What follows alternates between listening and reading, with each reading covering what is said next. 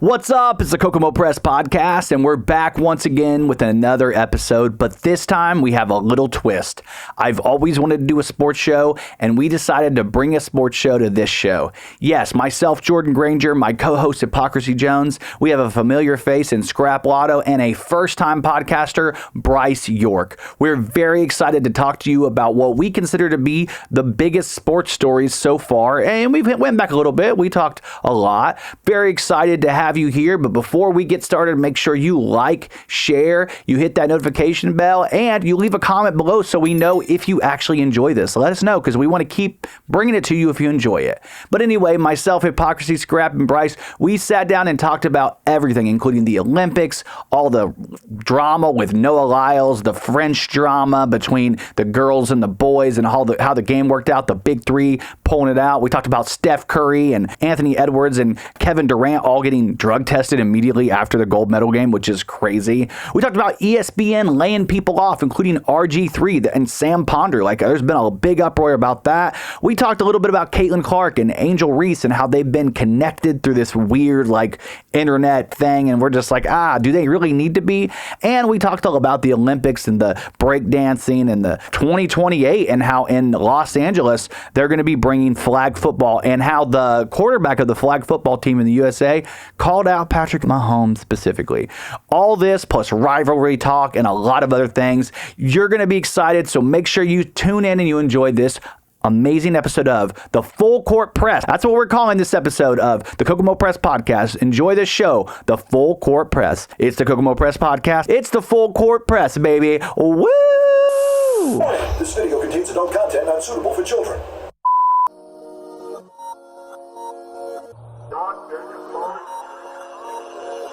So we're hanging out here at the Kokomo Press Podcast. We're doing a special edition called the Full Court Press. That's what I named it, just to be goofy, because I'm like, whatever. And we spelled court differently. So if you see that somewhere like right now, that's what's going on. Yes. In the building, we have the homie, one of the greatest hosts / producers of all time, ladies and gentlemen. I do a lot of things. I think my name is Hypocrisy. Hypocrisy or Jordan or Hype or Hype. the Marvelous Mr. Ba- I'm just kidding. We don't bring that one up anymore. Yeah. That's a secret That one. was kind of cringe. And you know him, you've loved him, you've seen him on tons of episodes of the Kokomo Press Podcast. Whenever we need somebody to come in and tell us some stuff about like news or sports or specifically music, of course, Yes. you know you got to get up. That's my bag. Scrap Lotto Yes. in the house. In the flesh. In the flesh. And for the first time ever on the Kokomo Press Podcast, you've probably seen him around. He was at the open mic this last week for like 13 seconds. Yes. Heard a song and was like, this shit's too crazy. I'm getting the fuck out of here. Ladies and gentlemen, get up for Bryce York. Yay. And that's the crew. I'm Jordan Grainger. Thank you guys for hanging out with us. It's Monday morning, and we're going to talk some sports today. We might get in some other shit just because, you know, we're all ADD. We're going to Segue. call Yeah. it. That's why I was on my phone. Car. Yeah. Yeah. Yeah, that's why you're on your phone. Yeah. No. AEW is happening right now. AEW. I That's just not found real. out. Is that real? It's still real to me, damn it. It's still real to me. I figured I'd set you up for that one. That'd be fun. Is there some more news? Like, Yeah. I don't know. What caught my eye was there was a Soraya tweet, and like I know she had a match, and I don't know. I know there was a title change in the women's aspect, so that was kind of. Yeah. Me and Soraya, we are together like babies and pacifiers. Were you in the video? Yeah. Yeah. With Soraya. He was in the video. with I don't even know who this is. I don't have to name people, but You gonna name drop some no. wrestlers? People don't have to like look these things up, you know. I only know Rhea because I've constantly, and I know she's WWE, right? Mm-hmm. Like, so I see her all the time because people are constantly talking. Is that Eddie Guerrero's son? With her? Who's the son? that's Rey Mysterio. Ray Mysterio. I was like, I know it's somebody's But son. Fable is Rey Mysterio's. Yeah. But he's also- Eddie yeah, Guerrero. yeah. I mean, he could be. This is technically sports, so we're gonna allow it. All right, bet. Sports entertainment. It's- Yeah. Yeah. Well, my joke was going to be try not to talk about wrestling the whole time. Then we're at the end and be like, oh yeah, we're going to talk about wrestling. Actually, we ran out of time, and then kind of like, no, I'm just That kidding. makes sense. Three wrestling guys. It like, probably would have been better if like there wasn't an actual pay-per-view. Yeah, happening right now. Yeah, I didn't know that. Like, that's, I'm not. We didn't I don't need- pay attention to that. I'm not plugged in at all. To be fair, do a whole wrestling podcast. Just found out about the pay-per-view today. Yeah. So- Which is hilarious. And if you guys want to go check that out in your house, the house party happened today. It's streamed live on the Kokomo Press on the not Kokomo Press on Facebook on the In Your House. I mean, it could. It could be on there. Could You be never on know. Kokomo Press. I heard there's some Just stuff don't. happening in the future. I don't want to give away anything yet, but I know there's some stuff happening coming up that there Yeah. might be some collab going on. I can tell a little bit Yeah? because we have a live on location house Forbidden party Door? Oh, coming shit. up. So and we are going to drop the announcement at the location, time frame, all of that on September 15th. And if you go out to Harvest Fest, you'll be able to find out a little early, because I know the guys at Dwarf will be dropping a little announcement for it too. So. Oh yeah, and I mean those guys love wrestling. So Yeah. and they did a wrestling promo like doing the NWO to go against the Taking It Too Far guys. Like did a whole like, which was funny. I always like that kind of stuff when you just appropriate other things. You What? like that? Like What? Wait a minute. Like Wait a minute. You're in a room full, 3 black dudes, and you. Why do you think I brought you guys all appropriation? here? I'm like looking at the fits. I'm like, what am I going to wear next week? That makes sense. That makes sense. He's like sports. I know nothing. Yeah, I know nothing about I'll talk. sports. Let's just talk. What are you guys into? What do you guys? Right. What can I bring back? What can I bring back to the group? Slang. Yeah, is there any What's new Ohio words? mean? What's Ohio? That's what everybody always asks that. Dude, we were like, okay, so we were at the open mic, which if you guys haven't heard of, check out the Kokomo Press open mic. I don't know what. There it goes. It happens. I don't know why I have this all fucked up. Look at this. I fucking suck. But it happens every Thursday at Cooper's Pub. If you guys come out to there and hang out with us, it starts at 8 p.m. Anyway, we were there last week, and Courtney's daughter came out to the area and was hanging out. And I swear every adult was like, "What's Ohio mean? What's Ohio mean?" Over and over and over again. What the fuck does that mean? The best part is when she said it's giving cunt. Yeah, dude. She's like 15 years old. I'm like, what the hell? That's the greatest statement I've ever heard in my life. To her mom. No, she didn't just say it. She was like, hey, mom, you're giving cunt right now. Yeah. Like, or you're serving cunt. You're serving cunt. I'm like, what the hell? Oh my god. I'm like, Courtney, you need to fucking start whooping your kids. Kids are ahead. Right. What generation is that? It's Zoomers, right? Aren't they the Zoomers? Are they? Gen I think they're still Z. Zoomers. Jen, hope they last. Yeah. all I know is the gen that got to deal with the bullshit in the next fucking 20, 30 years. Scared, Yeah. scared of them. Hey, man, they're going to be living in Kamala's America. You're not happy about that?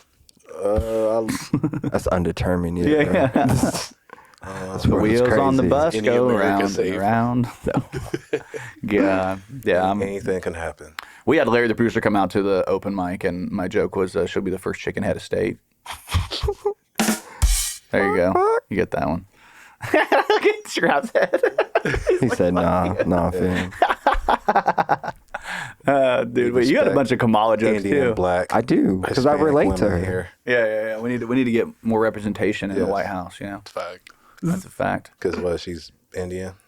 Well, I mean, depending on who you ask, she's whatever. She just started claiming black, or Well, she's Indian and been Jamaican. Indian. Jamaican. Her dad's Jamaican. He's black Jamaican. So it's like when you say black in America, people expect a specific thing. When you say Yeah. Jamaica, I mean they went through similar struggles. So it's not much different. It's not like African black. So went if the through police struggles too. pulls her over, she's black. Yeah. Yeah. So that's all I need to know. This story of That's our it. life. I don't know. Black. She might get away with Indian if she just started to doing.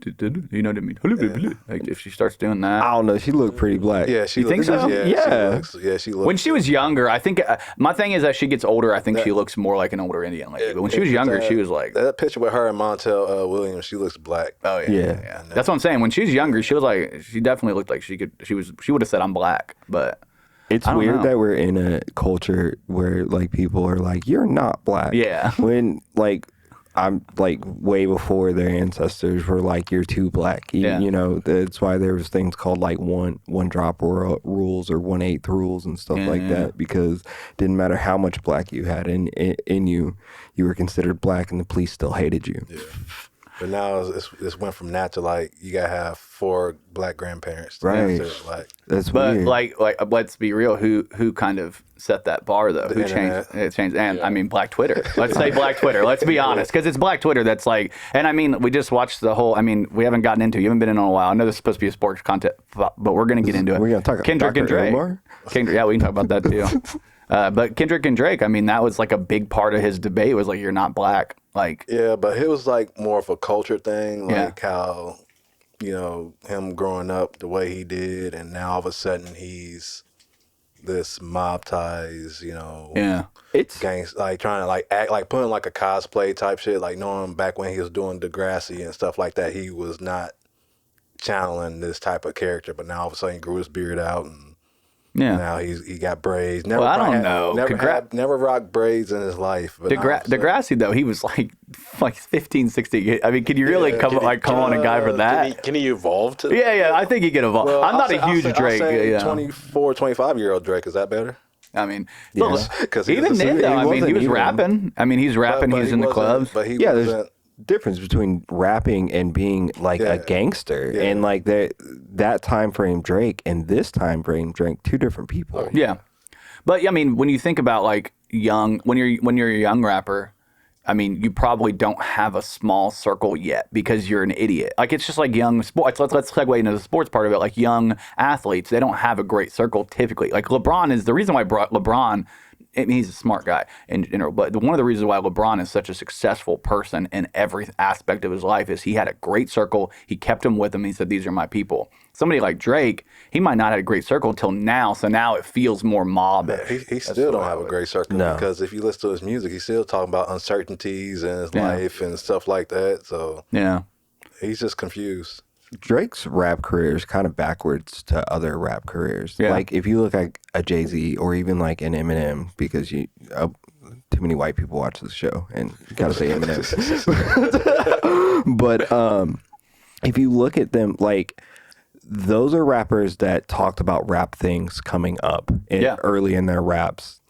Drake was a rapper that talked about love basically, and then tried to transition all of that into where he come from. When we kind of got an idea of who you were and where you came from in the beginning, and then now you're flipping it on us. Yeah. Like he forced people to start calling Toronto the Six. And Yeah. I remember when at first it was calling the Six, people was like, we don't call it the Six. Yeah, yeah. Whereas now all of us, oh, it's the Six, it's the Six. Like you trying to make it seem like gang, like it's kind of like here people call Kokomo the Mo, or hell, I even heard people call it Triple O, which I ain't heard that shit since probably like middle school. But Never like, heard that one. like I've heard it. Triple O. Nah, Yeah, I've seen it in people's bios on Twitter. Yeah, it's Triple O. I'm from the Triple O. Yeah. I would never rep the Triple O. No, that's No, I actually think that K-Town. sounds better than the other ones, but I mean, K-Town, I get but it. I feel like there's so many K-Towns out there. Like I hear K-Town music. Oh, they talk about Kokomo. No, they're probably talking about Kenshaw or something. that's Kalamazoo. Yeah. Yeah. But yeah, like I just feel Kansas like City. Drake, like the older he got, the more the more success he got. He just got more like paranoid and shit like that. And then I mean, that condom thing happened. He can't. I mean, to me, I think there's just like that's one thing that would get. I mean, I know you're talking probably a different type of paranoia, but that's even like a paranoia. Like imagine you bang a chick, you use the condom, you throw the condom in the trash, and he has to put hot sauce, and that girl ended up putting it up her and shit, and find out it's hot sauce. Then again, that's something to say about you out here just going wild and just fucking everything. You a fiend. Yeah. Fiend. Like if you just out here fan, fucking he a shit, you shouldn't have to fan, he worry a about fan. women Yeah. taking your condom and doing that. And then when all that shit leaked, it's showing up like this album cover and all that shit. I'm like, this man's a child, man. Yeah. He's a grown child. I don't know. I think I guess I empathize a little bit with him because, like, obviously, I was way more on the Kendrick bandwagon. I've always thought Kendrick was a better I mean, he's a better rapper. It's not even close. Like, but Drake's got some bops, and I do like his like he does. music. Yeah. And like my favorite album by him is the what is it? It's not. Everybody likes Take Care. Is that the one everybody's into? I'm not a fan of Take Care. I like the one with Started on the Bottom. That's That's From yeah, Here. See, I Isn't that like Views? that. Yeah, no, Yeah. it's No. from yeah. Reading this. no, that's the one when he got caught out for the ghostwriting. This is the one that got like Wu-Tang Forever. Yeah, it's a good album, dude. The whole album. Nothing was the same. Nothing was the yeah, same. Because after that, Yeah. nothing was the same. Yeah. I mean, to me, that was like that's one of the arguments I read. I watched one of the thing is when your algorithm on YouTube will feed you exactly what you want to see. Yeah. So like it fed me an entire expose a guy did about how did Kendrick and Drake get here, and I was like some guy, and he wasn't a white guy, but he looked like That looked like. That was a very white. Yeah, as a white guy. I know, but he was like the way he explained. I did it because it's me. But he was like, he looked like Samoan black. He looked like The Rock. Gotcha. Like he looked like The Rock. Samoan black, but more Samoa, more Asian The Rock looking. with that voice. The Rock. Hey guys, it's me, The Rock. How you doing? It's me. Hanging out. No, but he did a whole I think it's like hip hop. Madness. You ever heard of Hip Hop Madness? No, I think there's so many like hip hop yeah. plays out there. Dude, he's fucking wild. fantastic at it, and he actually has a great voice for it. So that's why I enjoy listening to him talk at work, because I can put it on and just walk on and watch the video. But he was talking about how like Drake was planning when he put out Nothing Was the Same. He thought that was gonna be like his album. Like this album is gonna change how people see me in hip hop. And I guess Kendrick dropped, I think, was it Damn or To Pimp a Butterfly? No, it had to be To Pimp a Butterfly. I think it's To Pimp a, he dropped that at the same time in the conversation. And I guess at that point they're like, Drake completely switched from, you know what, fuck it, I'm just gonna be the guy that has the most number ones, who just follows the trends and says, fuck it, I'm gonna do everything that's gonna That's crazy. I'll win this part of hip hop. You can go and win because I'll never get co-signed there. I'm Canadian Jewish. But like, who would want to be like? I'll call him the Peter Pan of rap, because it's like he doesn't want to grow up. He wants to stay young, and with the younger crowds that's coming in, he wants to like yeet like. I was gonna say he's like rap's chameleon or music's Yeah, like chameleon. He can like. I think like the thing that makes him successful, and obviously like produces all these number ones, and it's not even like sometimes just rap. Yeah. But it's like it's because he can like he's got the versatility to like adapt to any stupid style. Like I mean, obviously like he started popping out with like the UK tracks. Yeah. And like That's when when drill we hear shit. him, and we hear him, and we're like, the first time especially, you're like, all right, like. We really started off with like the Texas shit and like that kind. But that didn't like give him his number ones, because which is funny. Well, it didn't hit till you went to Atlanta. His first number one, Versace. his first number one came off of Rihanna. yeah. And then he didn't see a number one until fucking One Dance, when he had to switch his whole Right. like so all that stuff where he was like doing like the Take Care, the If You're Reading This Is Too Late, all them songs, they wasn't charting like No. he wasn't top charting like that until he had to be like, you know what, I'm gonna do this whole dance hall type shit. I'm about to go international so I can get these number one hits. Well, his first number one wasn't it it wasn't One Dance, it was Hotline Bling. Yeah, that was his first like it was Hotline. Yeah, Hotline Bling was his first, because I which remember. is also a drum song, but that's another book. For Well, that's the another thing chapter. about him is like that's one thing he does trend hop. He does he's like basically what you spoke to is kind of his versatility to be able to do that, because not everybody can do that. That's in and of itself as a talent, but it's also kind of it feels a little hollow and empty because the way in which he's doing it, it's very like you can do that and we're happy you can do that, but at the same time there's a feeling of like but like that's not you. Like we're not learning anything about you. And you want to see growth from like honestly, somebody that you pay attention to, you want to see growth. Yeah. From like you're growing, you want them to grow too. Like as an artist, like that's why I said everything like past Scorpion to me from him doesn't sound like this. I'll just hear it today. I won't probably listen to it again. Yeah, I was really hoping that that Kendrick would flip the only real music's gonna last. All that other shit is here today and gone tomorrow, and then go at him, because like doesn't that his dad saying that? Who's that saying that? Was that Quincy or is his dad? I think it might have been his dad. I think so. And I think if he'd have done that, would have been fucking. He would have killed with that too. Because like I said, with the music he's dropping now, it's like.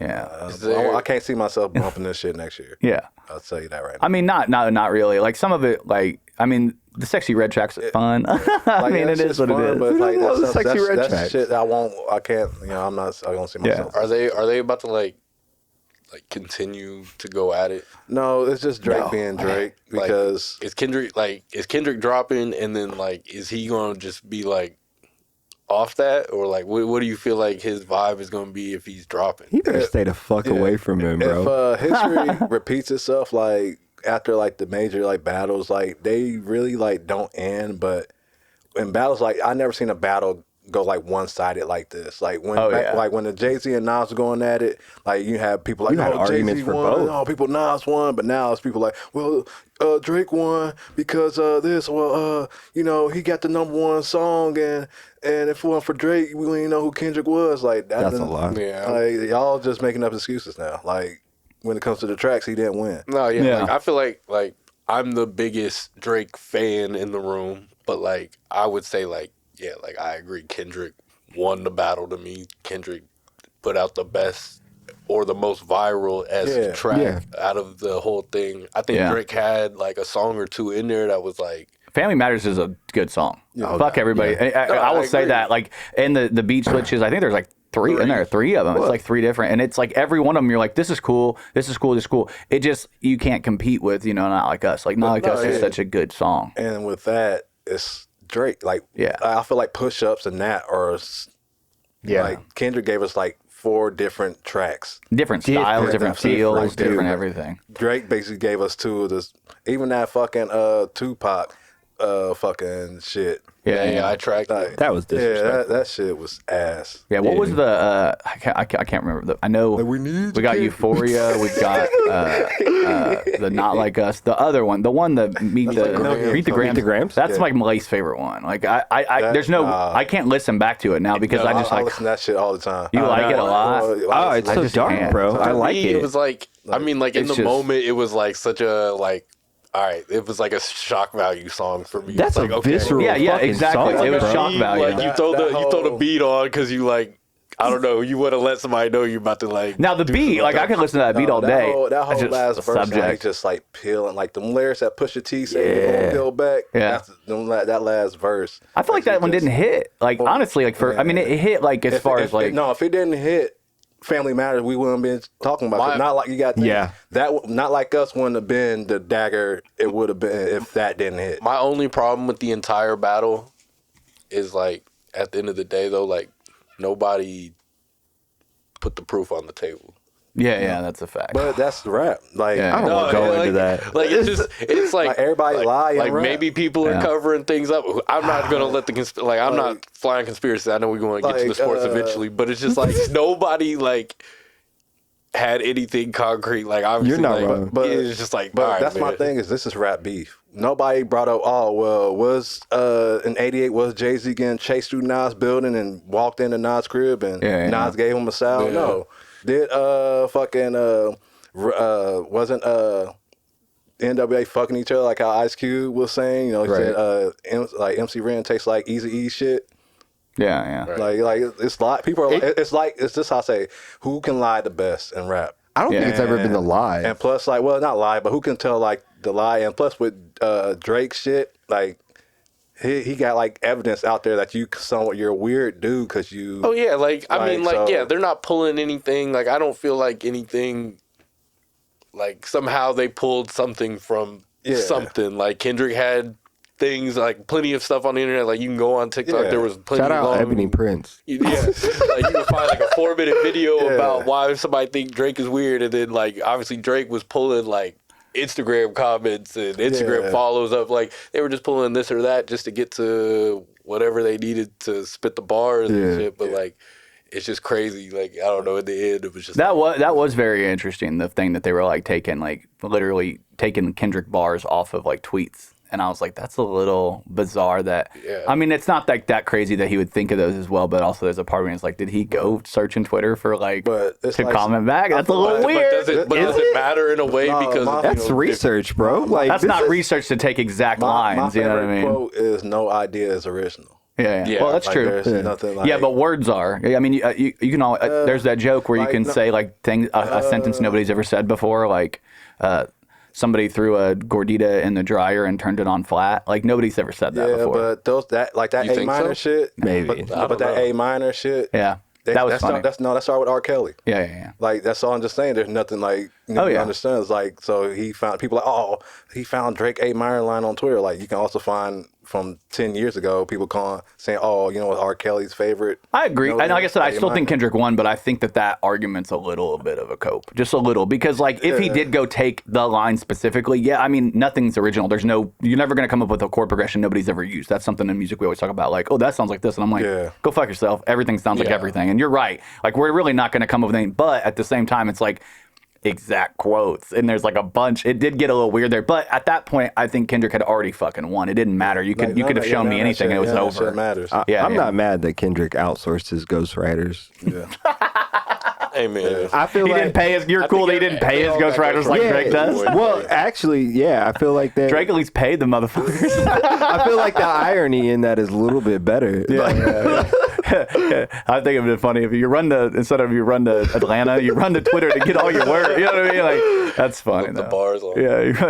Flip it off. I feel like it could have kept going. I'm kind of sad it ended because it could have kept going. I wish it wouldn't have been. I don't think it would have been good. No. I'm still mad Ebony Prince was I don't a think- lie.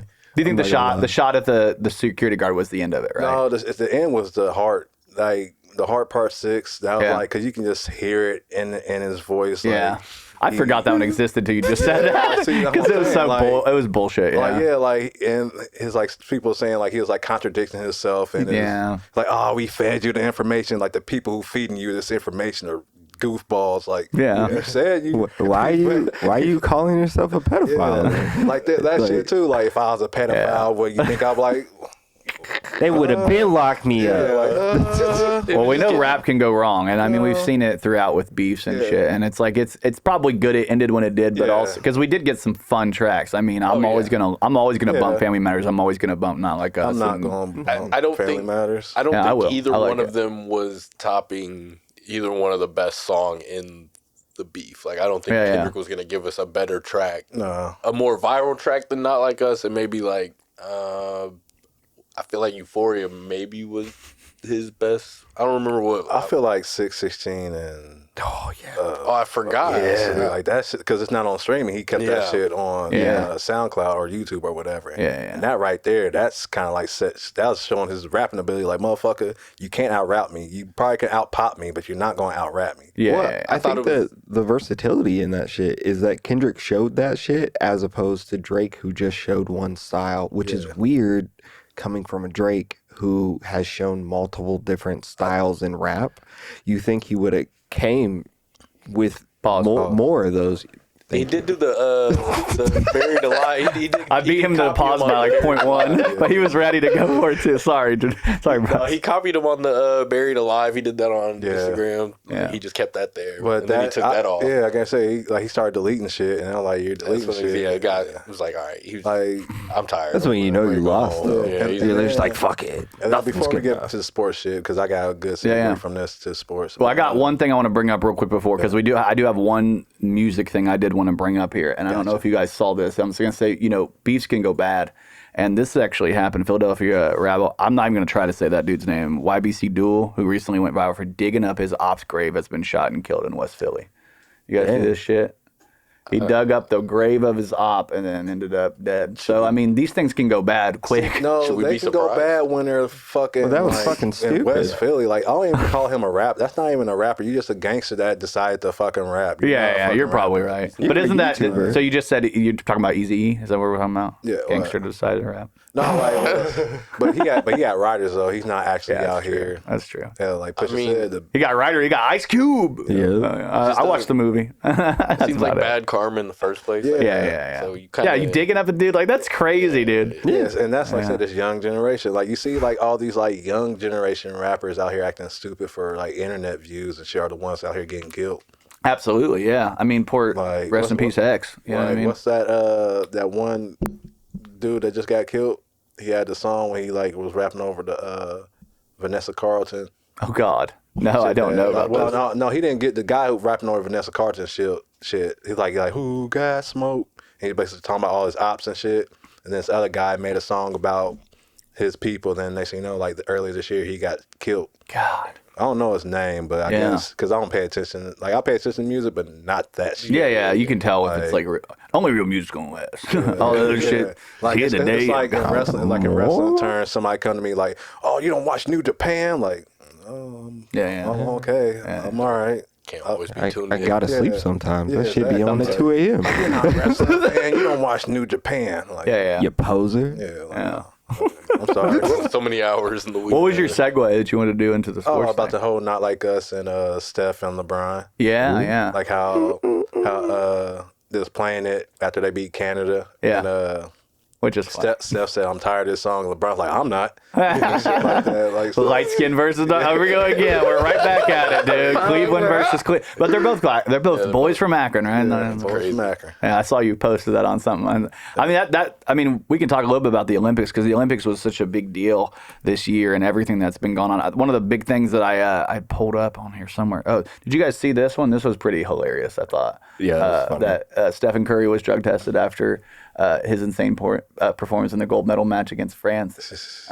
Anthony Edwards and Kevin Durant were also tested. Drug test them too. Look at that vascularity. Yeah, that's all fake. Anyway. they did that on purpose. No, I'm just kidding. I think it's like semi-normal for like game MVPs to like get hit. Hit after every game or something like that. So I think that part is like semi-normal, but like the hilariousness of like, obviously, you know, if you were tuned in to the game at all and you've seen the last part of that game, like, you would probably grab that man and but also to figure out what he's if doing. you watched his run with Golden State, you know, any of the times, you know that he's capable of that shit. It's not, I mean, it's crazy because when it happened and it was great, and that last shot looked like there was no business of that even being shot or going in, and Steph just like light skin magic and threw it in there. And that was like the fuck you heat check right there. Yeah, like, it was. He shot it in like, normally, like, I'm a big, like, all right, these are the superstars. This is the best guys in the world. Right. And I legit, in the moment, as he's shooting it, I'm thinking, there's no way that's not really just shot this ball. And, like,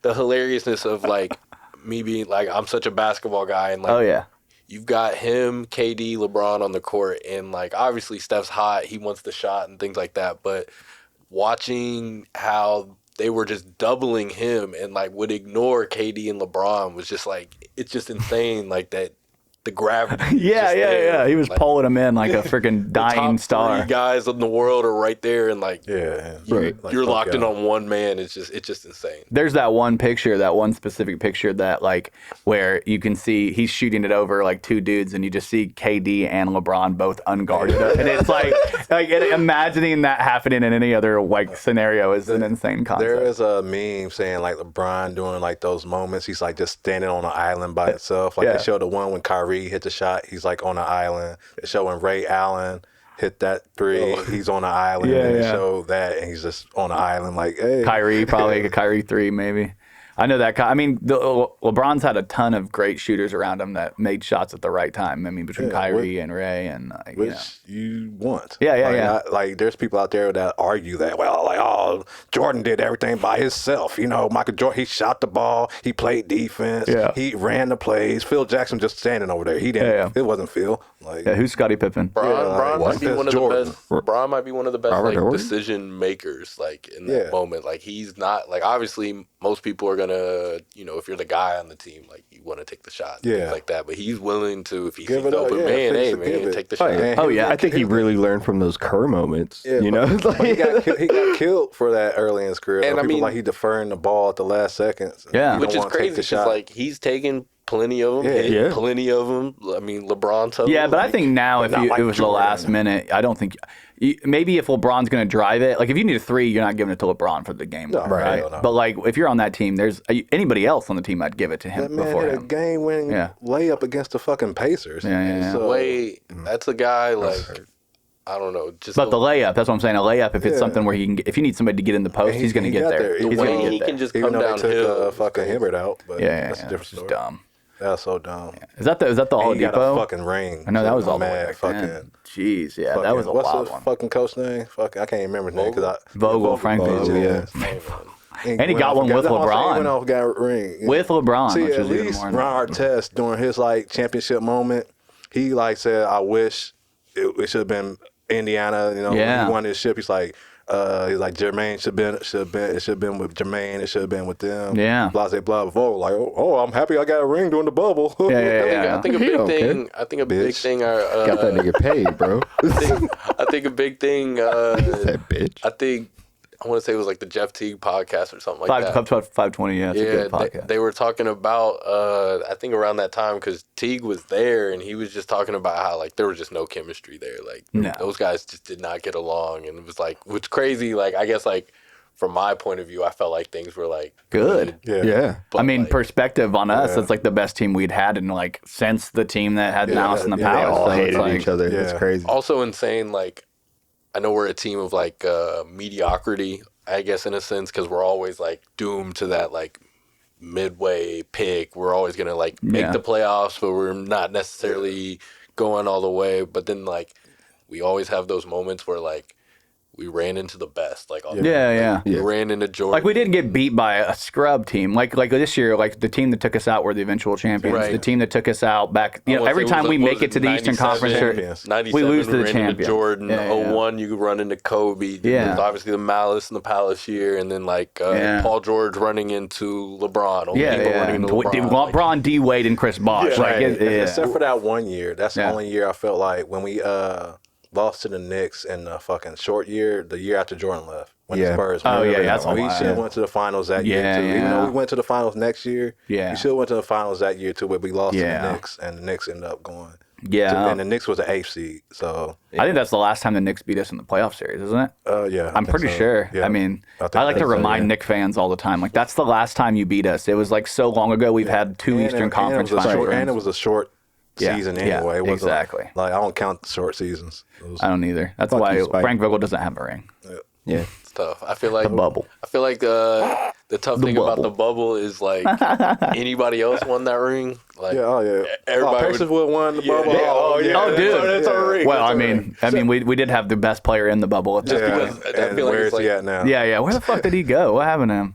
I can't remember his name right now. TJ Warren. TJ Warren. Warren putting up, what is it, a 50 piece or something like that, dude? They said the bubble was like the hardest thing. Like, I know this sounds stupid, but like they say the bubble was like one of the hardest things you got to do because you're just there. You're away from your family. You can't go nowhere unless you what's his face, and it really needs some wings from Atlanta.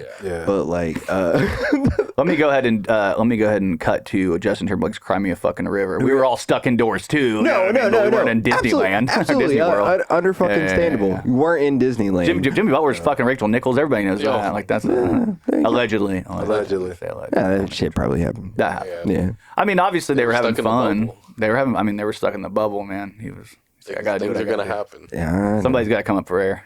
Yeah. In the bubble. Yeah. I feel like the bubble, like, I don't know, it would be a mix of, like, I feel like it's just a lifestyle that is just like so hard on them. Like, they're obviously so used to living not there. Yeah. Like, I live in Indiana. I live in California. I'm not living full time here. And then you're just stuck there for X amount of weeks. Your life is go to practice. Yeah. You probably have meals with the team, but then, like, for the most part, you're restricted to whatever, like a campus and maybe your room or something, especially with like whatever the rules were at the time. But let's also not forget that, they may have been stuck in beautiful, sunny, Florida. I'm not saying while everybody else is stuck indoors. Okay, or stuck indoors in like Indiana and shit. And then on top of that, typically a typical basketball season, they're flying. They're constantly on. Like I hate flying. You guys fly? Like it's just going up and down and dealing with that shit. Like we have to deal with it. And they know they have chartered flights and shit, but like they don't have to fly anywhere. They got to sleep in the same bed every night. They got to eat really delicious, perfect food. They had great weather. I mean, if you're debating like maybe the LA people were like, this sucks because I don't get to live the lifestyle. But like if you're like in Minnesota, you're probably like, this is awesome. I love it. I don't have to fly every day. It's different because like I said, I'm hearing from like different athletes on podcasts and shit how difficult it was for them in the bubble. But only person I saw was like saying that they didn't have an issue was Kemba Walker. Yeah. Because one, he said he's single, don't have kids. All he does is play the game. So just sitting in playing the game and go hoop, he can do that. Some people there's people during the pandemic killing themselves because they couldn't do what they want to do. Yeah. Like there's probably people in the NBA, like, oh, I need to have this lifestyle. I need to be out. I can't be. I'm sure like James Harden. James Harden probably went through hell. Probably he can't go to the club. Kevin Durant had no problems in the bubble. Kevin Durant I'm saying like certain people, TJ Warren was probably locked in. Like, I heard they had a lotion shortage and KD didn't care at all. It didn't affect him whatsoever. Guys like TJ Warren clearly having the best time of their life, best hoop of their life. Well, and that's like Indiana. You're stuck in Indiana in March, April, May, around that time, and then you get to go to Florida and don't have to fly and don't have to deal with the. I mean, my other biggest argument for all that would be like none of these guys are from where they're at. Like almost none of those guys are from where they're at. They're living in another state. They move their like kids and their like wives, immediate family, maybe like mother, dad. But like it's I get it, but also there's a part of me that's like the whole world was going through it. Yeah. If anybody but LeBron won that, if anybody but the Lakers won that, I think we would all be like, oh, it's fine. But like LeBron winning that and like that being a part of his legacy is like, it's hard to swallow because like the argument is he the greatest player of all time? And then if you're like, well, he did win that one. What was he supposed to do? Nine Though? others. What was he supposed to do? Yeah, Was he supposed to just like? Was he supposed to like? No, you got to win it. I just feel like it never really worked out. Bubble. I'm gonna stay home. Like, He should have just opted out. Honestly, he should have just opted out. They're gonna put this against my legacy. I'm going home. That's my thing, isn't it? That's why I got like a love-hate relationship with sports media. Yeah. It's because they'll like diss LeBron for losing 4 or 5 times in the finals. Yeah. When there's people that never even sniff their conference finals. Right. And they're they're great, blah, blah, blah. But when someone gets there 9 times, they only wins 4. Like, oh yeah, look at this record. That's mediocre. They got there. Like got there. It's a fact. That's exactly why like it's a fact. I don't want to get into like LeBron versus Jordan debate, but it's like I hate the argument of like, oh well, Jordan made it, he never lost in the finals. Well, I'm sorry, Bron made it, more times than him. It happened, he lost. Well, how many years did Jordan play? Like how many years in his career? I mean, there was 13, 14. 13, 14, and there was 2-year break in his prime. Yeah. Right. Which I mean, they would have either been in contention or won. And I mean, I think Houston ended up one of those two. No, they couldn't get past Shaq and them. Hey, I'm not saying he couldn't have like continued to win more finals, but like he made the choices. 6 and 13 versus what? LeBron's got 5, 4, right? 1 in Cleveland, 2 in Miami, and one in LA. LA, yeah. Well, so basically everywhere he went, he won a championship. Yeah, for sure. I think that was always. It was always. I mean, once they got AD, I was like, "Fuck." And he got that's a kid just drafted. Yeah, you guys get drafted. I mean, like I said, LeBron is one of the most would you rather amazing have businessmen. Your kid get drafted to play on the same team as you, or your cooked kid by get Aaron caught, Gordon or your kid get cooked by Aaron Gordon and caught snorting cocaine. Fucking hanging out Scottie with your- Pippen's yeah, woman, hanging out with your yeah. teammates. Fucking like, I don't know, man. He seems like he's living his best life. he probably is. Marcus but- Jordan out there just living. Yeah, I mean, a lot of people, they work hard so that their kids don't have to work anymore. I think that's like one of the American dreams, that's the argument of like, inherited wealth. And LeBron's like, nah, motherfucker, you're getting in the league, man. You got to pay your dues. I'll help you with that. Jordan doesn't strike me as like he don't care about his kids. Like, You don't think he cares? He cares, but not like he's like one of the ones that like, man, y'all do whatever the fuck y'all want. Cause you see, like, it's like if my son was out here fucking with my teammate's wife, I'm saying like, yo, cause like, hey, what the fuck is wrong with you? Yeah. Like, what did I do to make you act like what? But what if one of your teammates was fucking your mom? And now he's like a crackhead who's just Delonte allegedly. I'm just kidding. Yeah, allegedly. I'm like, I feel like all these like it's like the Michael Jordan basically getting suspended instead of like, oh, I'm leaving to go pursue other things because the game is boring to me all of a sudden. Yeah. So let me leave and then come back during like 2 months left of a season, and not like let me just start at the beginning of a whole new season. No, let me come in. Y'all look like y'all might be able to make the playoffs. Okay, I'm coming in and playing. Yeah. Just to get put out by the Magic, and then people use that. Whoa, Jordan, he just came back. But he should have sat his fucking ass down then and waited a year. Like people, I think that was an NBA push, though. They're like, hey, we're not getting the numbers. Oh yeah, sort of please thing. save us. Because of the rumor is he came back from suspension.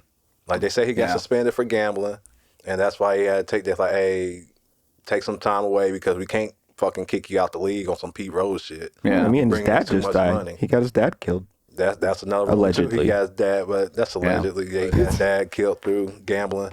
Yeah. Because you be seeing Jordan walk. You saw the Last Dance. Yeah. He's a super gambler. hey, bro. I mean, yeah, that's for sure. Like the backstage stuff, the goof. I mean, I think when you have the mentality of Jordan and how like competitive he is, he wants to win at everything, and he thinks he can win at everything.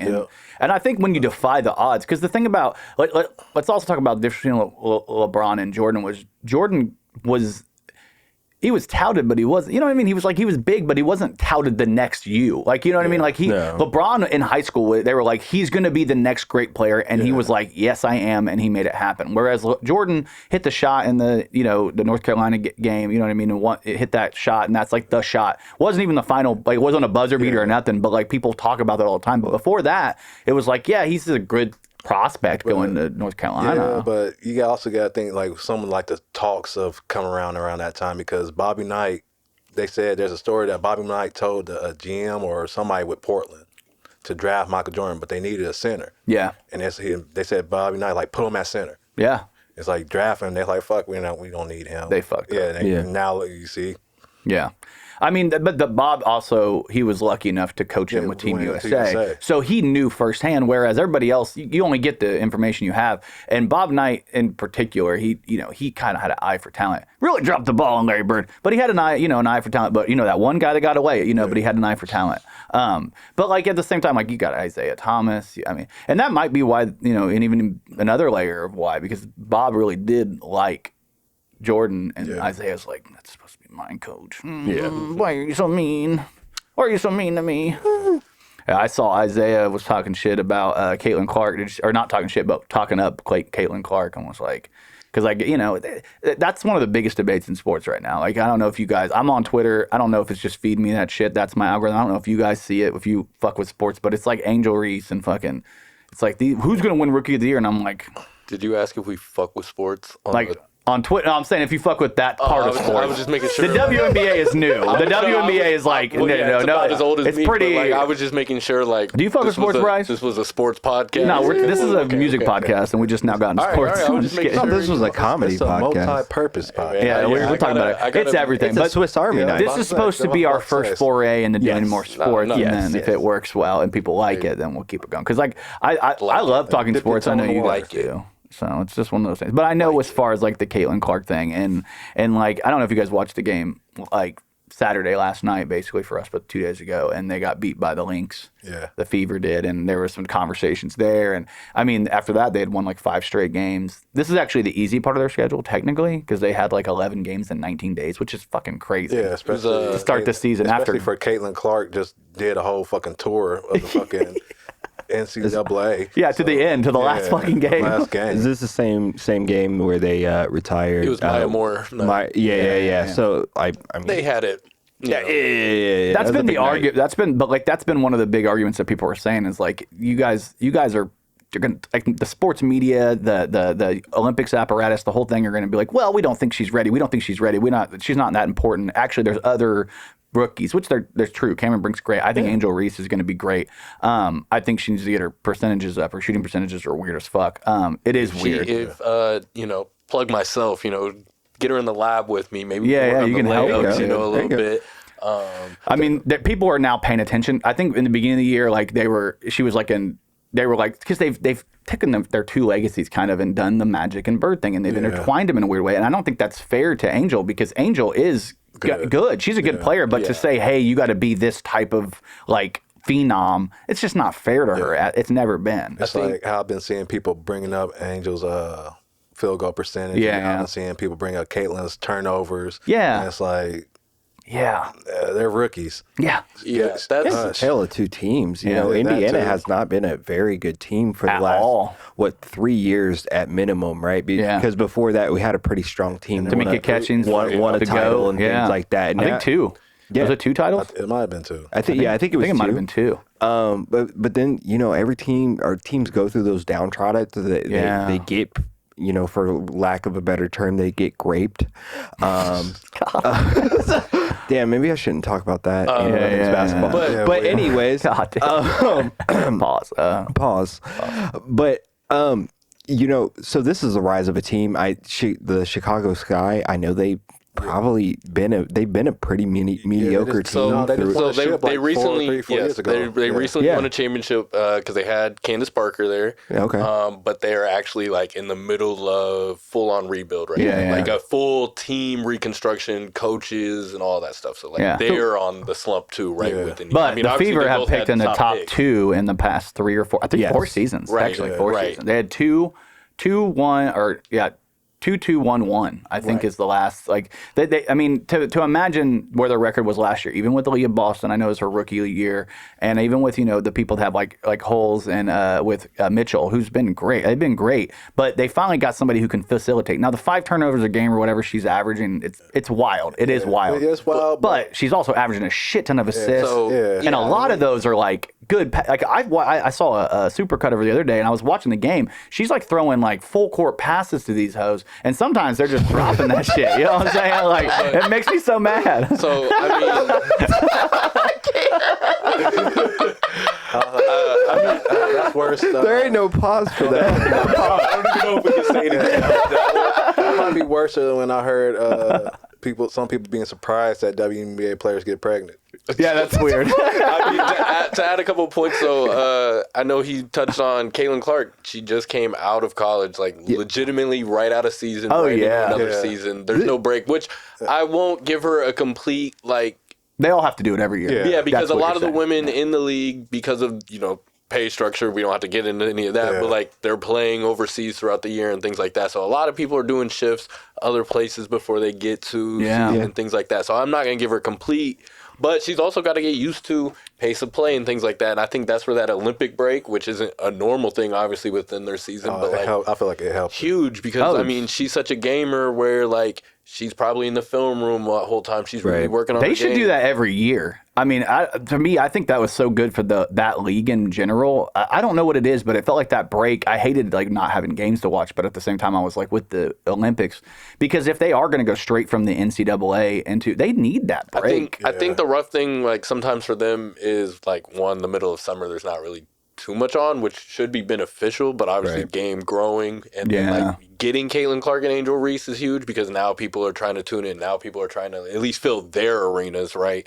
Well, that's been one of the arguments is like they did the Maya Moore thing because they knew they were going to have a full arena and it was going to look amazing. Right. The Chicago Sky had 2 games before they played the Fever, and now all of a sudden they're doing a special, night where you come out on this, but it's the night they're playing the Fever. And my thing is like, don't play the game where it's like, oh, she's just one of many, when you know that she's driving your ticket sales when she gets there, and it's an event when this girl walks in your city. And it's tough because, like, I mean, obviously we've got the girl, she's at USC. Juju. Yeah, like she's another phenom who doesn't play. Like, I think the big stigma for everybody, like, I'm a big girls basketball guy. I helped out with a girls team all through college and things like that. So like I've always had like respect for what they can do and things like that. But like they play a certain way that obviously can be unappealing, I guess, per se, to the male audience, the large general audience. Oh, they can't dunk, they can't do this and things like that. But then you've got this girl who's like, she's doing the same ISO moves and stuff. Like, she looks like Steph Curry. Yeah, like you watch her like Steph Curry, but past like Halliburton, and you're like, what the fuck is going on? You're starting to see that out of these girls, and like that's what's obviously helping grow the game. And you hope they get spread out a little bit, just because you want all these markets to grow. Yeah. I feel like my biggest gripe sometimes with like ESPN and things. Sometimes it's like you're so busy watching like Sports Center all day when I know there's like games on TV or somewhere. There needs to be games broadcasted. Like, why are we not just broadcasting every sport we can get? Like, well, that's a money thing. I mean, that's like yesterday I went to go watch the Fever game, and because Bally just finally signed the deal with the Fever and Pacers again, now it's blacked out on YouTube TV, and it pissed me off immediately because I'm like, what? Like, why are we stopping people from watching games? Right. No, that's because it's the money thing. I mean, it's dumb, but I feel like that's how you like drive the money up somehow, right? Yeah. Like, it is. But the polarizing thing in this case, right? Okay, you have Caitlin Clark and Angel Reese. Both of them are polarizing players. They had polarizing story bits. This is almost like wrestling, because they've been pitted up against each other throughout college and now. Yeah. There's definitely money in there, and I know there's other rookies and they're gonna get looks and shit like that. But this is where the money is, because this is the equivalent of, now I know we did a Jordan comparison, but this is more of a comparison to how LeBron came into the league. Yeah, how LeBron formed a team. Like, his formative years, like those first couple years in Cleveland were kind of rough. Like, and that's anybody. He learned to deal with that scrutiny. I think a lot of people get mad. about how Caitlin Clark is being treated, but I don't fully think she's being treated any differently than LeBron got treated in his first formative years. And then on the flip side of that, like when LeBron came in, he had Melo, same class, right? It's the same thing with Clark and Reese. I think the difference, and I'll be the white elephant in the room, is the race issue. It permeates the entire conversation in a way that's really toxic that we don't really need to do. But for some reason, it always ends up falling in that way. Because like when Larry came into the league, he was going into the Celtics, who were already a fucking powerhouse. When Magic came in, and Magic went into LA, and they were already a powerhouse. Like they went to teams that were already great. It was like if Caitlin went to the Aces and Angel went to the Lynx. Like it wouldn't even be the same. You ever seen that show they had on about the Lakers on Max? Showtime, yeah. Showtime. Yeah. And like I didn't know that's how they did the draft. Like back then, it's just 2 teams. Yeah. Like and I guess they did like a coin flip. And that's how they determined who had the number one. In the lottery? Yeah. It wasn't even a lottery, was it? Yeah, it wasn't a lottery. It was just two teams. Coin flip. It was really weird. And I mean, now they've got a better, and the system now is a little better fair. system now, It's less rigged. But yeah.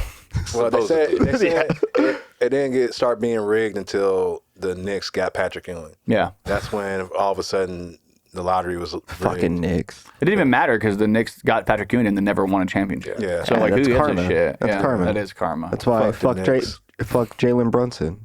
Wow. I hope when him and Halliburton fight in WWE, he gets shot. Rivalry has been renewed, so it's fuck the Knicks. It is Always. Fuck the Jets. Fuck the Giants. Fuck the Rangers. Who's else over there? I kind of vibe with the Rangers. No, fuck everything. We New mad York. at the Jets? I like Redskins. You can fuck with the Grangers. You guys will leave the Grangers alone, brother.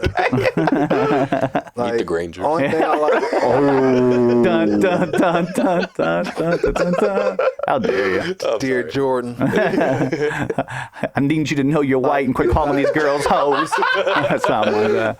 No, that's funny. No, I think it's important though. I think this is so good for basketball. I love basketball. I'm like obsessed. Everybody knows that. But like the Caitlin Clark thing has been so fun. Big fan of jumping balls, bro. Pause. No, I don't. That's the least favorite part of the game. What are you talking about? I think the only thing I hate about and this is like all sports media, I guess, and like Twitter or everything is just like these rushed expectations. I feel like for people, like we were saying, she just came off college season. College is not the pros, like like the Diana Taurasi, man, she had a lot to say. And then I mean, she's been cooking her because she's old. Well, I do have this graphic we can bring up. But all your news. This is all their rookie years, and it's kind of giving you an idea of where Caitlin falls with some of these great players that people have been talking about in the last 20 years. I think 5 years. All I know is, man, if Kobe was alive, he'll love the shit out of fucking Caitlin Clark and Angel Reese right now. Oh yeah. Sure. I mean, he was already. I think he was already connected with Caitlin beforehand, but like DT, obviously, like graphic with her up there. She's the GOAT, and like it's tough. Like I think the thing that sucks, and like probably where the bitterness comes from is obviously what everyone knows is like all the views are coming in because of Caitlin Clark, and she missed it. Like she was big. Like in college, she was huge. UConn, everybody. Diana Taurasi was the shit. Yeah. And then like she comes in the league, and they probably thought she might have been one of the people. They're like, oh, she's gonna bring people. And she brought a few, but it wasn't like it was. And then Brittany Griner, she's gonna bring people, and it wasn't like it was. So all these women existed thinking they were gonna be the one to elevate the game, and they did partially. And then to watch this little white girl walk in and just fucking... It's got to be tough. And it is tough. I mean, the league is young. The league is... She got to understand that, though. The league is like 20 years old, right? It's about young, right? Sports. Like I know, but still. About to be 30. Yeah. It's about, the league is probably about the same. I mean, the first one was 98. I just saw 90. I think that is Tisha Pinchiero. I can't remember her name. And also, just like the NBA, though, like her numbers are partially like a product of like the evolution of the game. Like obviously the women's game is starting to adopt I think the men's game mold more and more, obviously. But like Caitlin Clark's ability to, obviously she can do everything. It's showcased in the numbers, but it's like coaches now giving that green light to be like, hey, you can be that player to just. It's almost better do all three. that they focus on the outside perimeter game and kind of giving space to the shooter in the WNBA, because it feels to me like the WNBA is a more physical game. I don't know why, especially in the post. They let them get away with a lot more of like touches and shit. I'm like, well, it feels more like the European game a little bit, the way we watched with the Olympics and the way the Olympic Committee did it. But I mean, in my opinion, it almost makes more sense to have the ladies play this way, because there isn't going to be dunks in that physical, like, you know, so you want to see these spectacular threes. And that's why I think she's brought so many people to the game, is because she looks like something we've seen. She looks like Curry. It's like, wow, she can do that step back and like flow. And it's like, how is that a logo shot? And then also she passes like crazy, and she's just got that determination face. It is hilarious to watch her sometimes, because you're watching her and you're like, how the because the arguments, okay, so I have some arguments here. Let's bring those up, because I think, is this the one? I feel like some of the talk, like obviously the talk is around her and the rookies. The talk was her and DT, but I feel like the big comparison, like if you're really tuned in, the WNBA is her and Sabrina. Oh yeah, Ionescu. Like they both have that Curry play. They both. But Sabrina doesn't distribute like that, does she? Sabrina, I think a lot of she's on the Liberty, so she's got Breanna Stewart there, I believe. Yeah, and she's the point guard. She was the point guard for Team USA. Fuck the Liberty too. Yeah, fuck the Liberty, dude, for real. No, facts. But Breanna Stewart, she's one of the top players too in the game. So I mean, that can take away from obviously like what you're getting exposure wise. Yeah. She's a big, so she's grabbing rebounds while you're maybe not going to grab the rebounds as much and push the ball as per se. Maybe the fact that she said a triple double is insane. Oh yeah, I mean. That's like, and she was close. So another game, she was like one rebound off or some shit like that. And I think that's like some of the growth of the game, like both sides, like going back to the men's game, like Magic and Bird, like Magic was getting triple doubles here and there, but then it's like, when I was growing up, maybe Jason Kidd was the guy for triple double.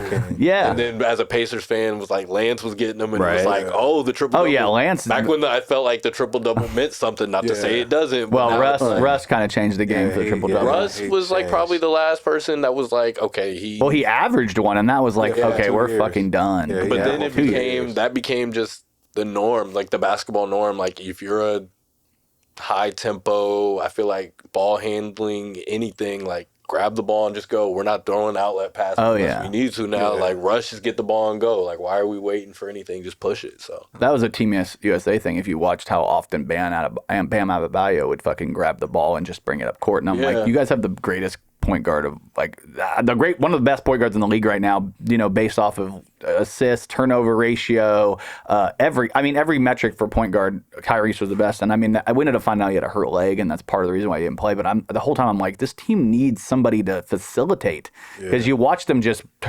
The one difference between the European players and the American players that I saw over and over and over and over and over again was the way that they moved the ball just looked way more fluid. It felt like we were just going left to right till we got an ISO in the post, left to right, and then it's like, okay, somebody's open, shoot a three. Whereas the Europeans felt like they actually were running sets, like doing picks that felt like they were real. And because they play together more than you're right. You're right. Actually play together. Like we just probably add like two actual NBA players. And every good European team has a facilitating point guard that's probably one of the best in that country's history. Like you're thinking about Dennis Schroeder. You're thinking about what the fuck is the guy that was on? They kept bringing up the guy that I can't remember the guy's name. It's been a minute since then. But the guy that plays, I think it's on Serbia. How he was one of their greatest point guards in their history. But like that you hear that a lot. Like their point guards end up being the ones that the Puerto Rican guy too. There was a Carlos. Yeah. He's also one of the greatest point guards, and the Japanese guy, the little tiny five. He had a 5'6" guy. Yeah, that was killing. Hachimura was out there killing too. Oh yeah, Rui was great. He got injected. That was rough. I honestly felt that they should have beat France, but yeah, there was a lot of weird shit. I mean, the Olympic game. Like, I mean, obviously, like back in the day, we used to destroy everyone. Yeah. But like, that's also. Parody. Evolution, though, is I just don't know, man. Maybe Jordan and them probably would have beat them cast by like 70. If they will. That made me so mad. I had somebody on my shit be like, well, nothing compared to the Dream Team. I'm like, well, you shut the fuck up. Yeah, You have no idea what you're talking about. I think you really got to compare the shut up. styles then too, because back then it was that powerful style, it was that in-your-face style. Over the last decade, it's really been about the shooters in basketball, and I think that's why the WNBA is benefiting off of this, because you got shooters like Sabrina, and you got shooters like Caitlin, and like that's what people watch. Oh yeah, like forever. It's that pureness. That's what drew people into Larry. That's what drew. I mean, not so much in Magic's case because he was the facilitator, but like he could also score.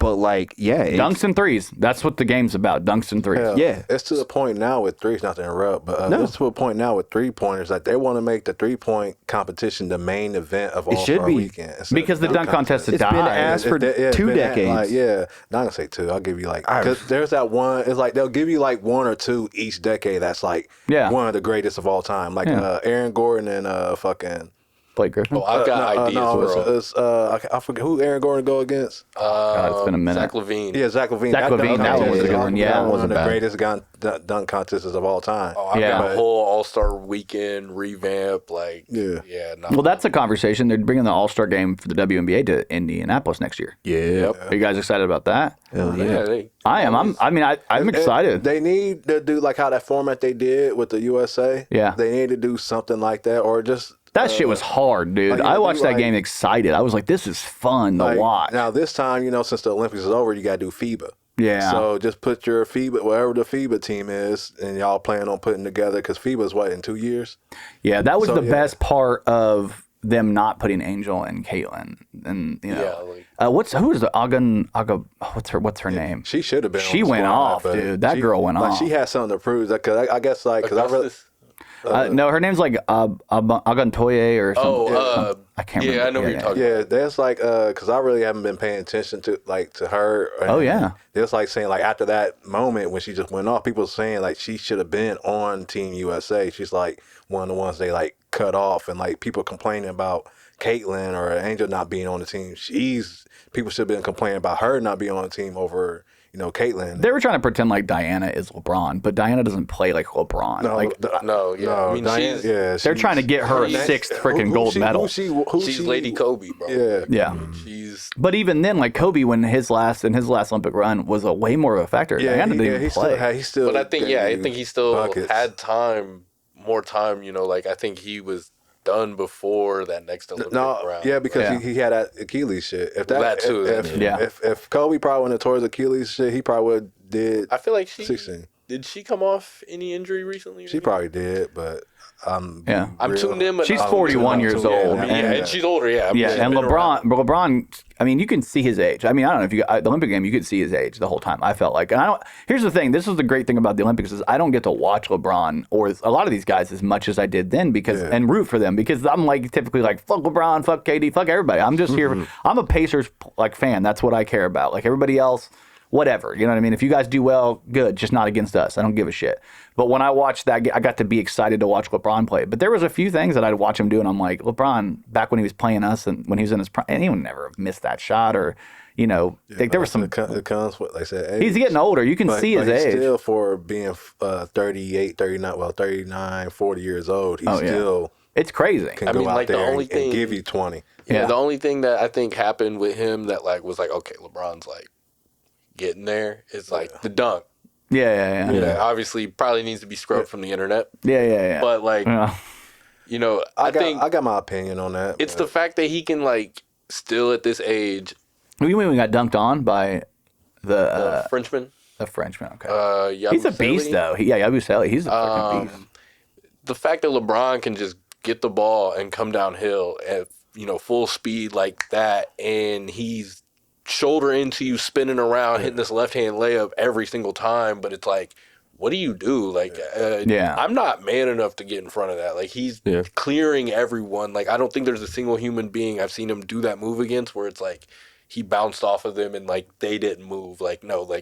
He's clearing humans like they're nothing and then getting anywhere, even at his age. Yeah, but then you would see him do that, and sometimes it felt like he just didn't. he would like go to do the layup, and because of that physicality, it's almost like, yeah, he got through the person, but he didn't have enough to like still have the finesse sometimes. You're like, whoa, that didn't look like LeBron shooting the ball at the end. Oh yeah, I mean, like, but that's where it is going to go down. Like his physicality, he's still like he's a beast. Like he's like a freaking like lineman, like running through people. It's insane watching, or like a tight end. Yep. Like he's just so much bigger than everybody. Even like people that are bigger than him, he still is bigger than them. Yeah. Because of how broad he is and how strong he is, and just because of his IQ, he's so. And we get that head of steam, and he said going downhill, it's a whole different ballgame. But it did feel like once he made that contact with them, yeah, he still got through. But there was a couple of them where like he was like, it was like did not have enough on the layup and stuff. That's not him. We're complaining about it.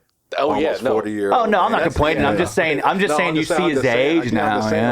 We're saying that about a 40. Athlete that's still out here. It's crazy. It's crazy that he can do it at all. Yeah, but it is. You're seeing it finally, and I feel like it took a long time to get to the point. Look at Vince Carter at 40. He was not doing this. No. Look at KG at 40. He was not doing both of them knees got fucked too. I give KG. Like he couldn't play like a lot of games, but I felt like when he was going out there, he was low key. You know, he's still kind of giving Minnesota something a little bit. When KD on the Nets, not KD, KG on the KG Nets on the experiment. Nets. The Nets experiment that should be scrubbed from the internet as well. I got a KG jersey. That's what happens when you give Jay-Z money. Give Jay-Z and then some random Russian dude. That Russian dude. Jay-Z dipped. Jay-Z's like, all right, I got him to Brooklyn. I'm out. Yeah, he's like, Brooklyn, you're welcome. Bye. Yeah, I mean, he said the Nets could go 0-85. Yeah, I'm good. 0-82. 0-82. It's all right. I was like, as soon as you said, I was like, 0-82. I was thinking, I was thinking the bar, and also it's 82. Yeah, he's good. Yeah. Don't worry, man. It's okay. You literally were worried about being on the sports podcast. You've been doing great. I feel like you know a lot. And we talked wrestling in the beginning. And that helps. It always loosens me up. Everything butter. I want to pivot here, and I mean, we were going to talk about some other stuff, but I want to pivot a little bit because NFL season is upon us. We have to talk a little bit of football before we go. I know the elephant in the room is there is a Titans fan. We do have a wolf in sheep's clothing here. I mean, there's a Raiders fan. Yeah, I'm a Raiders fan. Oh, you're a Raiders fan? Okay. Yeah. So we can go ahead and wrap this up. It's not his fault. Yeah. It's not his fault. It's hereditary, I guess. Yeah. Man. Yeah, I saw that movie. You ain't got to follow. I saw that movie. You look like that. I mean, I don't. So I guess I went through cycles like when I was younger. I'm not going to claim like I'm the biggest football guy. Like this isn't basketball. But when I was younger, when I used to pick up Madden and stuff as a kid, like the Bengals were my team. Like Chad Johnson, I was Carson gonna say Palmer, that's Who's Your Mama? Yeah. So that was a good team on Madden. Yeah, I was rocking with the Bengals as a kid. You know, I feel like for a minute maybe like a Colts switch up in between when I was like and then now I feel like I just adopted the Raiders a few years ago. And why? Is there a particular reason you just like the silver and white and black? I think there's like just win, baby, win. There's a weird like lovability to them. Like at first, I mean, I was obviously losers. Are they like one of the most hated teams besides like? It was like so it started out as like my dad, but then it was like there's a weird lovability to them, just like the Pacers. Where like we've been there, but we lost to the best. We don't really like. We're always kind of in or like in the middle, and we're like I don't know. We're nothing great, but like it's kind of like parallel to the basketball season a little bit. You identify with the owner of the Raiders haircut. That's what you're saying. Hey, man, shout out Mark Davis. Mark Davis haircut is wild, dude. Jeez, and he gets pussy too, which is crazy. I used to have a good Al Davis impersonation, but I haven't done it in probably 15 years. Oh, dude, you got to try it now just so we can. I can't. I gotta hear him. You gotta hear him talk. Yeah, I gotta hear him talk. We'll come back next time. We all got to be ready for it. No, but like you're ready. When I was a kid, I grew up. You're like an antithesis. Like I was like I hate the Colts because I lived here and it was like I didn't like them. And then my mom is from Miami, so she was a huge Dolphins fan. My stepdad was from Wisconsin, so he was a Green Bay fan. And it took me because they had Brett Favre up there and they had Dan Marino down there. It was hard to watch what we had going on here at the time. And I mean, Green Bay, I think, they'd made it to the championship at one point or pretty close to the Super Bowl. And I just remember being like, And then when I joined the Navy, I really, right before I joined the Navy, I got really into the Colts again. I was like, but I used to talk shit about Peyton Manning. I was like, fuck Peyton Manning, dude, he sucks, dude. I used to talk shit to a buddy of mine that lived down the road because he was like, man, Peyton Manning's going to be the shit. I'm like, fuck you, Peyton Manning sucks. Dan Marino's better. I don't care if he hasn't won a ring. Like goofing off. And now he's a Bears fan. which is crazy. I hurt his. He told me I hurt his feelings so much he switched teams, and then I switched back to the Colts. But when you're in the military, I will say this: when you're in the military, if I like show up and they're like, "Oh yeah, who you repping?" and I was like, "Oh, I'm a huge Titans fan, or I'm a huge Raiders fan," and they'd be like, "Oh, where are you from? Are you from are you from Oakland? Are you from Tennessee?" And I'm like, "No, I'm from Indiana." They would have been like, Psh, and they'd walk away from it. Right. So it's one of those things where it's like I almost fell into it a little bit for that, and then the year I joined the Navy was the year we won. I was in the boot camp when we won the Super Bowl against the Bears. So I was like, okay, cool. And I wasn't a fan yet, to be honest. And then I started following after that. And then when we lost against the Saints, that was hard for me. That was a hard time. But also that whole like sports shit is also trash to me. Yeah. Like you got to be from Yeah. where You have no connections, but you're like a huge fan of that. I mean, I'm literally not trying to get into it, but I do give shit all the time for it. But like, cause like this is how I look at it, like who cares? Oh, for sure, for sure. Like it's like, so what? Like I don't like the Colts because I remember being young. Because like when I played PAL football. Yeah. And I always I never played for the Colts. Yeah. Why would I want to cheer for the Colts when I'm playing for? Like I went from playing for. I was on the Niners. Steelers or something. I'm playing. Like I started playing for the Chiefs. I was a Chiefs fan. Like all my apparel when I was younger was Chiefs. Because of that. But when I started playing for the Chargers, my favorite team was the Chargers. But you gotta admit that's the most hilarious thing I've ever. That's a very hilarious reason to like a team. Like, I was on the Phillies when I was a kid. So on the Phillies. I 100% get this. I think you're a little kid though. It's like I get it. I get it. My team. Like, it's like saying people like, oh, you're a Bears fan. Yeah, because the Bears, Indiana didn't have no team, so you're just not a fan. Just be a fan of everybody. I think one of the years I won like a Carver championship in like high school, we was like the Bulls. And this was like the height of Derrick Rose, and it was like, all right, like the Bulls, we won the shit. It does what if Derrick make Rose you want to identify with him. Plus, like how I became a Titans fan is because, like, say, like when I got in the sixth grade, that's when we couldn't do PAL no more. We had middle school. Yeah, and I was like, shit, okay, I don't want to be a Colts fan because this is back when the Colts stood for counting on losing this Sunday. So I was like, all right, I don't want to be a Colts fan. Let me figure out. Oh, there's a new team. when you were in what you're talking about, 6th, 7th grade? They sucked then. When Colts counting on losing this Sunday. I was like, they wasn't making the playoffs. Yeah. You graduated 05? Yeah. I'm trying to do the math there. Like, I mean, they took Manning in 98. Yeah, and this was like 98. And it was right around then. So yeah, they had sucked. Yeah. That's when they merged the conferences. Right. That's when it stood for counting on losing this Sunday. Yeah. And there's a new team because they moved from Houston, and it's like, oh, I like their logo, I like their colors. Yeah. Fuck it, I'm a Titans fan. Well, You're an Oilers fan. They wasn't Titans. They wasn't Titans. Oilers. Yeah. The Tennessee Oilers. Yeah. I'm like, I'm Oilers. I had a buddy of mine that was he liked the Oilers / Titans, and because he really liked what was the fucking quarterback? You know what I'm talking about. Warren Moon or before Steve McNair? No, yeah, Steve McNair. He liked McNair a lot. And then he was a huge fan of the Steelers, which is also like Steelers fans in Indiana. I don't like I respect both of you because you didn't go pick teams that are like, you're like a Cowboys fan or a fucking Patriots fan. I'd rather be mad at people who pick those teams. Like, I'm a Cowboys fan in Indiana. And they won all in the 90s. Oh, I'm a Patriots fan, because they won all in the 2000s. But I give him less shit because you picked same conference, which is kind of fucking evil. Dude. It's a little grimy, dude. No. This is how you know I'm old and older and remember this shit. Yeah. The Colts and the Chiefs, Colts and the Titans were not in the same division until like 2000 when they add the Houston Texans and they switched everything. Was that awkward for you? Because you're like, fuck, now it doesn't look like you do. That was when it wasn't the Texans. It was when they actually that was a come up for you right? because then now you get to at least see one game a year because they're going to come into town because they're the same division. So that actually helps you. And I want to say like our division was Steelers, Bengals, us. I can't remember the other team.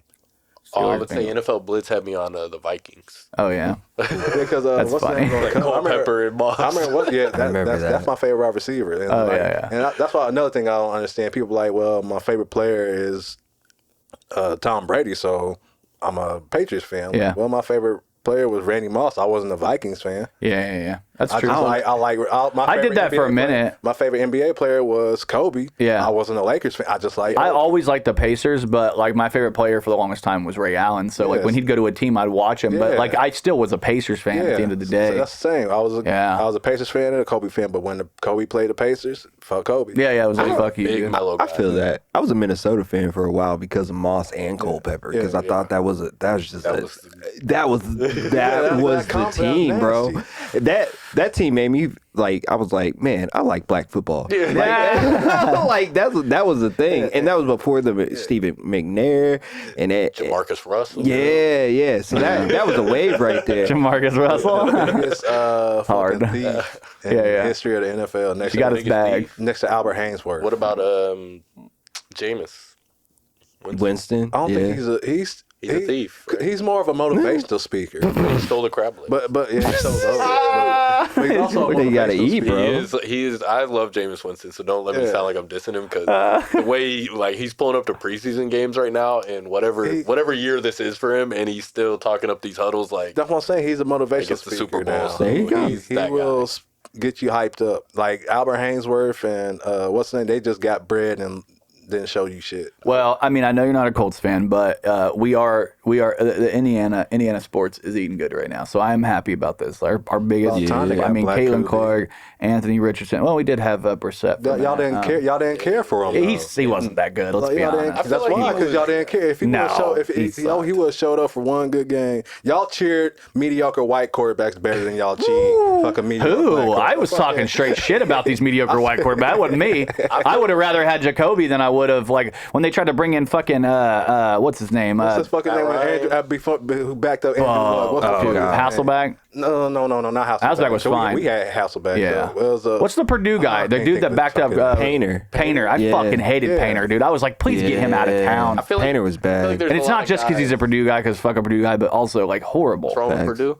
Yeah, you're a Purdue fan. So at least we have a Purdue correspondent in here because I'm not going to you give a got Purdue. Ball State. Are you Purdue? I mean, I went to Ball State. I like Purdue basketball a lot, like growing up. Oh, Like, so you like How are losing? we in That's the cool. same family? man, You like losing? Like That's cool. Jesus Christ. He's like, I'm a Raiders and Purdue fan. I vibe with a lot of Well, things. I knew the Raiders thing, and I know why the Raiders thing. Yeah, yeah. Because like his dad is super big Raiders fan, always has been. Almost converted me once. Yeah, Like- he almost got yeah, He was real close. Almost. My uncle's a Bears fan, so like I got to deal with both of them. Yeah. But I don't know Purdue. Like I like we're an Purdue IE basketball a lot family. growing up. So like Robbie Hummel, Yeah. Ron Johnson, Etwan Moore. Like I was like really big on that group. I wouldn't say I'm like as invested. Chris Kramer guy.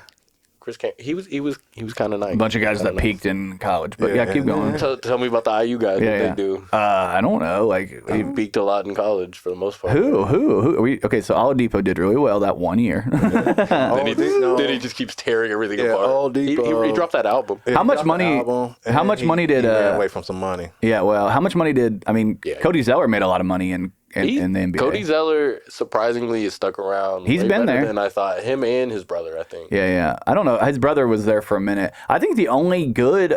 I mean, we'll see what happens with Edie. That'll be interesting to see. But the only good Purdue player that's had any longevity whatsoever is the one that just went to Jaden Ivey. He's the only one. Etwan Moore. He was there for a while, but he never really got playing time. He had some time in had no Orlando. MCL, didn't he? He was on the Celtics for a No. minute. You're thinking of DeJuan Blair. Okay, no DeJuan ACLs. Blair. He went to Okay. Pitt. Okay, That's gotcha. a throwback. What was your other big man that just passed away? Rest in peace to him, dude. That was a bummer, dude. I felt really bad about that guy. I thought he was going to be. I remember him. He was the one I thought was Swanigan. Yeah, Caleb Swanigan. Played. Was it I Caleb? remember playing. Well, I didn't play him, but Kokomo played him when we were in like regionals or something like that. It was like my Dude. senior year. I remember high school. I watched Greg Oden come through when he was in town. That was fun. That was always. I mean, it obviously didn't work out, but it was fun. I got Are to you- see, are you one of those people- No, you don't remember Dominique James coming in and having a fucking dunk show. Yeah, I don't know if I remember that one. Do you clutch onto the banners? What do you mean? Like, were you alive for the banners? No. I mean, do you, like, I clutch onto was them? I was alive for '87, but even then, like I don't think I was technically alive. I think I was born that year. But no, I mean, like to me, my thing is like even if I'm not clutching on the banners, if you've never won ever, No, that's fair. I think that's where my disdain for IU came from. Was You're like, an underdog lover. It sounds like it you was just like- love an underdog. It's like everyone's like, oh, banners. I'm like, bro, we're like born in '95. You would get on a swing at Highland. You'd get on a swing. Any of that? Like You would get on a swing at Highland Park, and you're like, Dad, give me an underdog, because that's all you wanted. Purdue Underdogs is all day. like historically better. Right? Really, historically better. What? Go look at the records. Oh, we're talking records. I'm talking about. Okay. What are we talking about? I mean, I thought we were talking about like people that win. Records. I mean, but Ball win. State, we had. We're talking regular season. Give me the greatest Purdue player of all time give you- versus the greatest IU player of all time, and I about bet you we're better than you. It doesn't even get close. Isaiah Thomas whoops that ass immediately. Like it does. There's nobody that played as good as Isaiah Thomas. Yeah. So like it's just. I guess when it comes to like Indiana, I mean, even if you want to say like. I mean, Butler, I would say, had a better all-time great than I would say Purdue. Who you bringing up? Gordon Hayward. Than Purdue, yeah. Yeah. I mean, Indiana State has a better all-time grade than the Purdue. That's my argument. Is Purdue does a great job putting a team Where together. did fucking Oscar Robertson go? He went to. Did he go? Did he go somewhere in Indiana? No, Or I don't just think he went- did. okay, I think he went outside I Indiana. just he was just born When in he It's a Illinois. good question. It's a good I question. thought he went somewhere. Yeah, in let's Indiana, look that maybe up, like a 'cause small school or some shit. He like might that. have. He might have. Let's look. That's an important one to look up. Ball Hell no, State's greatest University of Cincinnati. Okay. okay. That makes sense. Sean Marion went to fucking Vincennes. Yeah. So what's the argument? What are we talking about? Yeah. So I mean, No. it's the best Indiana it's like- product, right? No, like, look or at at the least draw. Indiana college product. Well, and then IU like basically what Purdue's ass in almost every other sport too, As they other than should. maybe football. And I mean now I think even they're playing better than in football. I feel like getting pretty there. on. Because like IU baseball is crazy. IU soccer is crazy. Like they win a Yeah. lot, dude. It's crazy. IU soccer is definitely. IU swimming, I think, is really fucking a good lot of too. I thought it was really cool during the. team isn't bad either. Who? Yeah. They're badminton. Really. You get down on that one? You watch them in the field hockey? badminton. Their pickleball over at Purdue is fucking legit, bet. Bro, I heard. bro. I wouldn't doubt that. That cornhole squad, though. Yeah, that cool. We could make a team. We could make a team. We could get a Purdue cold. Forget about that croquet. Hey, man. Well, I will say I did love all the great talk about Indiana during the Olympics. How like Indiana would be in the top 20. Yeah, If I it think was like our own 15 country or or something like whatever, that. That I mean, I tell people all the time, like Indiana is so slept on, man. Like there's so much going on here, sports wise, and like everything. Like people are just so talented here. I don't know what it is about Speaking Indiana. of that, you see that since we was beating everybody's ass over there when it comes to medals. Yeah. There's like I guess TikToks and tweets from Europeans talking about they're added like all of Europe versus all of North America, and it's like, oh, we're smoking y'all, blah blah I'm like, blah. what the like, so hell? y'all got to add motherfuckers up together. Yeah. Y'all don't even like each other. You Yeah, can't. You guys exactly. are historically hate each other. Don't try to pretend like all of a Yeah, sudden. like, now We've all at of a least sudden, been like, cool yeah. with Mexico and like Canada for a decent amount of what the still amount fuck we won. Canada. Yeah, it's still fucking. Except for Canada. Bret Hart. Always. and- I don't know. I mean, Bret Hart clearly it's on his shirt. I mean, Bret Brett Hart- screwed Brett. Yeah, he did, but Yeah. but he understood it though. I mean, he still holds a grudge to Goldberg, I bro. honestly would too. If it I was mean, Goldberg. Big E, like, I mean, I don't want to hear nothing about holding grudges from you, Mister. You gotta think. You gotta think about Big E and his background. He's raised by a church family, so he's not gonna hold grudges because that's in the church. That's not in your. It's not gonna be in his blood. No. Compared to Bret Hart, who's Canadian and who hates people because Canadians lightweight hate people. Yeah, they do. I mean, That they do it passive aggressively. That's been the thing about them is they're very passive aggressive. Because like what you got like who's from Canada? That's Dylan Brooks. see that's one. Drake. Drake. Well, we've got Nimhard, who's amazing. I love Yeah, him. but we don't know him personally. Yeah. Ben Matherin, he kind of like, I fuck with him. I But don't he think- strikes me as a guy that like, I feel like he's not Canadian. He's like his yeah, he's like Haitian or something. his but, like, parents just decided to move. yeah. to He's Canada. French the way he's Canadian the way that Joel Embiid is American. is French. Is French. Yeah, American. Yeah. Well, did you guys see? I do want to bring this Hakeem up. Olajuwon is American. Did you guys see and he was this? on the dream team. Joel Embiid was awarded the Order of Valor in his home country of Cameroon for winning a gold medal with Team USA. That's fire. there you go. That's awesome. They still love the guy. That's what I like. at the end It's of the like day. a Greek freak playing for. Yeah. Crazy. And he should be playing somewhere in Africa. I think the same place. Isn't he? Aren't they both from Cameroon? I think. Am I so. crazy? Might be. Or no, he's from the same place.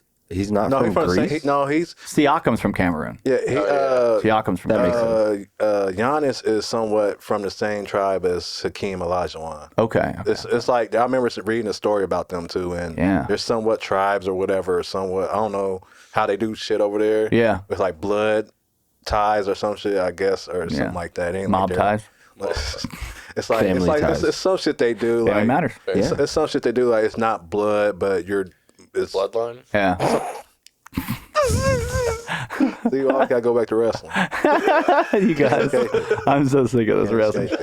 Let me get through a couple. We gotta wrap this up soon because we are hitting over half an hour and a half, and I do have a meeting in like 20 minutes. So Your meeting be all right. let me throw this other. Do you guys hear about all the layoffs over at ESPN? You're fired. Your favorite ESPN correspondent ever, Robert Griffin III, and Sam Ponder. So As a guy that's been laid off plenty of times within the past 5 yeah, I was gonna years, say he'll something be all about right. this, so. He'll be That's all right. I think this is the photo that got him. That's laid what off. got him, right? Yeah, that Deep probably- on that croissant. Why did he choose the smaller side, Also, brother? like, Come on. why is he engulfing this croissant? Oh, She's dude. not even she's not even on it. Really. Like, Well, he's about it. He's like, I'm gonna eat this. yeah, I mean, like, which he paid for it. Respect. I'm gonna eat it too if I Yeah. paid for it. But They're like, wearing like the matching outfit too. I just feel like he just he doesn't just get did it. a little too much. And then Somebody, he looked at that before he posted. Yeah, somebody Yeah. brought up he's like showing people how to dance. Like it's like around his like family, showing them how to do a dance. Yeah. And they made like this like say when the blind just leading the blind or some shit like that. There's no way his knees are holding up. I have do you guys know? I'm trying to remember his name right now. There's a buddy of mine that's from here, and I remember when the whole Luck RG3 debate, people were like, "Well, we're not sure if they're going to take Luck. They might take RG3." And I remember him being all in on RG3. Howard Murphy, you guys know Howard Murphy? Yeah. Yeah, I went to school with him. He was like so excited. He wanted RG3 so bad, and then everything happened with RG3, and then I think he told me he was like, "I just wanted a black quarterback, man." And then when we got Anthony Richardson, he was so happy. If we be honest, if they will swap spots, their careers would end the same way. Yeah, it was always it going to wouldn't have suck. been no different. Yeah. Andrew Luck will end up retiring because he wouldn't get protected over there in Washington. And what's the name? Got released because he wouldn't got no protection in Indianapolis. Yeah. And his style of play for back then, he would got fucked up. Oh, it would not have worked. Do you guys hate the name the Commanders as much as I do? I don't like it. Yeah. What would you rather it be? I mean, anything else? Washington football team was funnier to me than the Commanders. They should just kept the football or any like is Generals taken?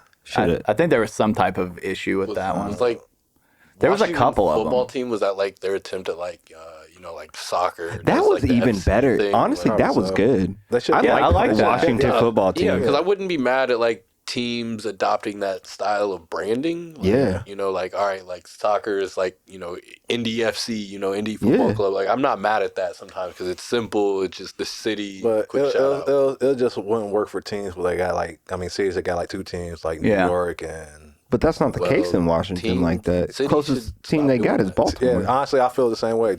There shouldn't be two fucking teams in one city. In my No. like Yeah. I ideal don't give a world, fuck how big the fucking city. Yeah, LA, is. like they don't need two teams. yeah, ideal world, there's like a team in like every state, right? Yeah, ideally, yeah. Imagine Ideally. 50 teams. God. but Damn, they'll break when 50 teams and it breaks down to like the top 16. Also, what does that matter? I guess when like college is like At like 40. 400. Yeah, but I read or watched or listened to a YouTube video or saw TikTok. I'm not going to go into it, but there was something that I had paid attention to, and they were talking about how ingrained college sports are because you go there and it's like part of you. So you have booster, and it's a whole different system as far as like you would never have like a link to like the Colts because you went to school. So they're like the college that's why we can't ever get rid of the college system as much as it would like make sense to like do a different version. It's got to exist because there's so much fucking money because people who are like alumni to Indiana State are like obsessed with it. Still give them money. Yeah, and they're why, like, wow. That's why they're mad now because players are getting paid. Oh yeah. As they should, though. Well, now they have a little bit more control. Some of the donors have a little bit more control because they can use their businesses and stuff to like coax these people. And it's like that's all they want anyway. They weren't cool when they were on campus, and now they can like, I can give money to the cool athletes and they'll come hang out at my business. It's like it's a weird like prom thing. You guys watch Clipped? Clipped? No. Yeah, the Clippers show on FX. Yes, I haven't watched part. I've watched clips of clips. Okay, I've seen clips of it, but I never seen like that. Wait, I can't remember the dude's name, the racist owner right now. Sterling. So yeah, Sterling. Donald Sterling. When they showed like he would have white parties, and oddly enough, his black players were there, but he would have white parties and basically like show them off because like, you know, that dude couldn't, you know, he couldn't dribble a basketball, couldn't do none of that shit. But like he would show them off in that manner. And I feel like it's the same way. I also feel like the Washington football team maybe should have chosen the name the Washington Nationalists. The Washington Capitol Stormers. But like you say, they already got the Washington Nationals. So I know. They can't. That's why, But also, I guess, like, why don't, you know, like, places like, you know, do that? Like, one team's brand across. See, like, the Pacers are the it's football the owners. team, the soccer team. It's the owners. The basketball. Because, like, Real Madrid or Barcelona, they're obviously the biggest soccer teams, but they also have basketball teams and stuff. Right. Honestly, if the Colts colors was probably Pacers colors, I'd be pissed. I'd be pissed. Yeah. I feel like, but that's the one argument. I probably would have been a fan Really? because I don't like I feel like their like logo and everything about them is just so plain and and not wanting me to be a fan. Like imagine just being like a little kid, not saying like you just trying to find a team. Like, because at one point I liked the Magic because one, you had Shaq, cool. and then that The logo, pinstripes, dude. and Pinstripes and that brought me to it. And you see the Colts or like the Packers or the Lions, these plain ass looking Ugly. colors. That's why I think that's what drew me to the Bengals. Like, and you see the Colts trying to switch it up this year. I saw they got the black helmet. Yeah, to me, that's what they need to. They're trying to switch it up. Okay, now you better. But that other horse too. If they use that other horse logo, with the helmet. Yeah. Yeah. You don't like that? I like that. I don't like that. That's too cheesy. I think they Dude, you know what the horse? Hold on. Can we go back a little bit? I think they need more than the horseshoe. You picked the Titans when they were the Oilers. You tell me that fucking oil was like, you're like, hell yeah, brother. That's what I want. No, it wasn't. If you listen to my story, I said it was because, but you know, you don't listen. It was the color, right? You ask me like 4 times a month what shift I'm working. Yeah, I do. I have to. Well, you have moved. Well, I haven't moved in like 6 months. Well, let's be fair. You were not working for a minute, so I thought you were like, you might have more time. So I do have to ask. But the constantly. last like 5 times you answered in seconds. Yeah. You're stuck on seconds. You don't it listen sucks. to me. I don't listen. You're not heard. You're not heard in this room. Oh, God. I'm never. Oh, God. It's because you're an Titans fan. It happens. Titans fan. You know, we're rivals. We're supposed to. Well, we only rivals during like what 6 months out of the year. Yeah. Between September and February. And then but part of that we're also Pacers fans together, so that's exciting. I'm such a huge fan of Tyrese Halliburton. I don't know if you guys saw this insane. He did the photo shoot with his medal and his dog. I thought that was so cool. And then like we talked about it a while back on I think the first podcast episode. The tweet was the best. The tweet where he's like, when you go, you get an A and you didn't do nothing. I mean, he's just so self-aware. Well, at least he didn't have his mom and everybody crying. And also, before we go, I gotta address that shit. Go ahead. Because that is the fans and the fucking Celtics are blowing this shit out of fucking proportion. Y'all trying to build a fucking story because y'all don't have nothing to go into next year other than y'all fucking champions. So now y'all gotta have this, the league doesn't respect us because of fucking Olympics. Because fucking Jason Tatum mom came out of nowhere and just started crying for her son because he's not getting play time. Hey, it's the fucking Olympics. Fuck Boston. Like, come on, man. Like, y'all, this is why people don't like Boston or the fucking Celtics. Like, y'all building a narrative. Then y'all brought in fucking Jaylen Brown, and Jaylen Brown's out here fucking rapping now. It's horrible.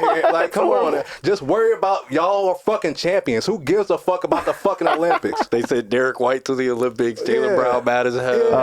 Rapping him with A$AP Ferg. I saw, what was the fucking, one of the owners or one of the old Celtics players came out and said like, they're gonna have chips on their shoulder for next year. It's gonna be the fuck y'all for the fucking Olympics. I don't even care about America until it's the fucking Olympics. So why shut the fuck up and enjoy y'all fucking championship? Because the last time y'all won the fucking championship was what, 09, 08? Oh yeah. So be happy that y'all fucking won. Yeah.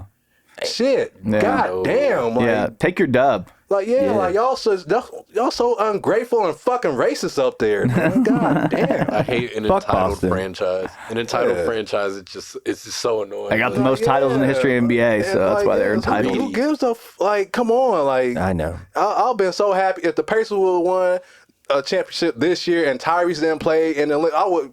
No one cared. No one. I didn't care. I was bummed because I bought the jersey and I'd wear it every day, and then he never played. I was like, fuck, man. Fuck it though. Fuck it though. But he was right there, and everybody's like, he's just clapping on the bench, and I'm like, I don't give a fuck. He's having a good time. This man got paid. A paid trip. We got to chill, kick it with folks. Brought his girl, his mom, his dad. Hang around. Probably never he gonna be back, but Oh, probably yeah. like for the first time, never experienced anything like that. Yeah. He's enjoying it. Jason Tatum already got a fucking gold medal, but he gets to have a relationship now with Steph Curry and KD and LeBron. During a year that was like they were forming a relationship. He got to be a part of that. I mean, honestly, and him and Anthony Edwards together, it's been great. I love watching them too. Ant cracks me up. He's the most annoying superstar in the NBA. Y'all just need to get out y'all ass, man. Y'all world champions. I don't give a fuck what Noah Lyles got to say. Y'all world Fuck Noah Lyles for real. I'm not a fan of him. Enjoy that because y'all look like y'all might repeat next year. Yeah. Yeah, he's the fastest person to get rid of COVID I've ever seen. Noah Lyles, man. All it took was 200 meters and he got rid of COVID. No, then he was like hugging people and jumping up and down and shit. Well, he lost the 200 meters. That's the joke. He couldn't get the 200. He got the 100. Barely. No, it's his fucking fault. We tied with fucking China in the fucking gold and shit. Because if he would have been a part of the 4x1 squad, we probably would have got gold. Yeah. And if he wasn't bullshitting with the line with the COVID, we probably got gold. Yeah, that is kind of that's a good point right there. You know what I mean? That really is a good point because if he wanted to be the GOAT, he would have broke that tie. Yeah. You know what I mean? If he wanted to be somebody that he could talk all the shit he wanted. I'm the reason why we beat China in gold medals, even though we beat everybody overall. And the girls almost dropped the ball on that one. Oh, yeah, they France almost whooped that ass. I was like, I ain't gonna say whoop, but it would have been an interesting overtime. Well, overtime if she would have made that shot. Yeah, 3-pointer. It would have been a 3-pointer. And didn't she just get picked up by the Storm? So conversation. She used to play. She used to play for them. I thought she played for Chicago. That was the argument. She played for the Sky. And then she went to Seattle for a while, and then she went to France. And they fucking removed her. I want to say nationality reasons or something like that. I want to say it has something to do with her trying to get French nationality so she could play in the Olympics. And getting ready to shoot, because she wanted to play for them. Yeah, and then obviously, she got picked up right after that ended, but she went to UConn and stuff. I mean, I heard her. She didn't have a French accent. She wasn't like, she's a what do they call them, a weeb? Like you watch the anime and stuff. She had like a Attack on Titan colorway or something for her shoes. Her and Noah was balling together. He's a huge anime guy as well, dude. I know that much. I mean, it was very interesting because I liked watching.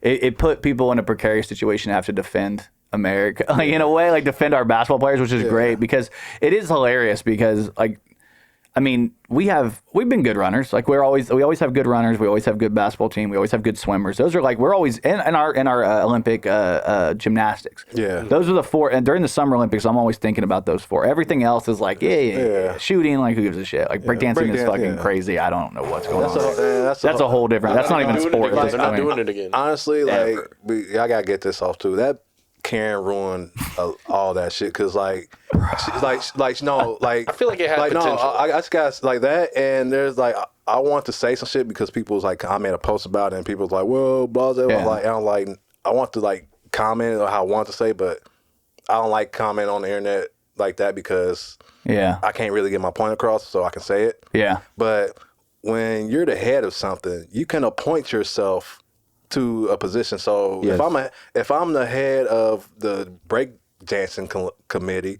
and there's 8 people that are better than me, I can say, I'm deserved to go over there. Fuck y'all. Yeah. And that's exactly what she did. Yeah. And I mean, I saw a video where she didn't look as bad as she did at the Olympics, but no, it's still bad. It was still, it's not what it should be. Bad, even in her qualifying shit. When Crazy Legs comes out and says that shit was an embarrassment, she basically carrying her way to ruin it. She basically made it about herself, and now she's talking about she want to write a book and all this and that, and get all. It's definitely a female Australian thing to do. Yeah, we learned here. The one thing I would say about breakdancing in the Olympics, I thought would be weird from the jump is the judgment of it. Most, a race is clear cut. If I'm faster than you or I'm not, but it's the same as gymnastics, in a sense. Yeah, but we have years and years and years of understanding what the proper rules are. With the breakdancing's first year, and it's first year again, but it's first year in the Olympics because they do competition, so they just take that competition. It's but did they take that format or did they try to do their own thing? I think they probably took that format.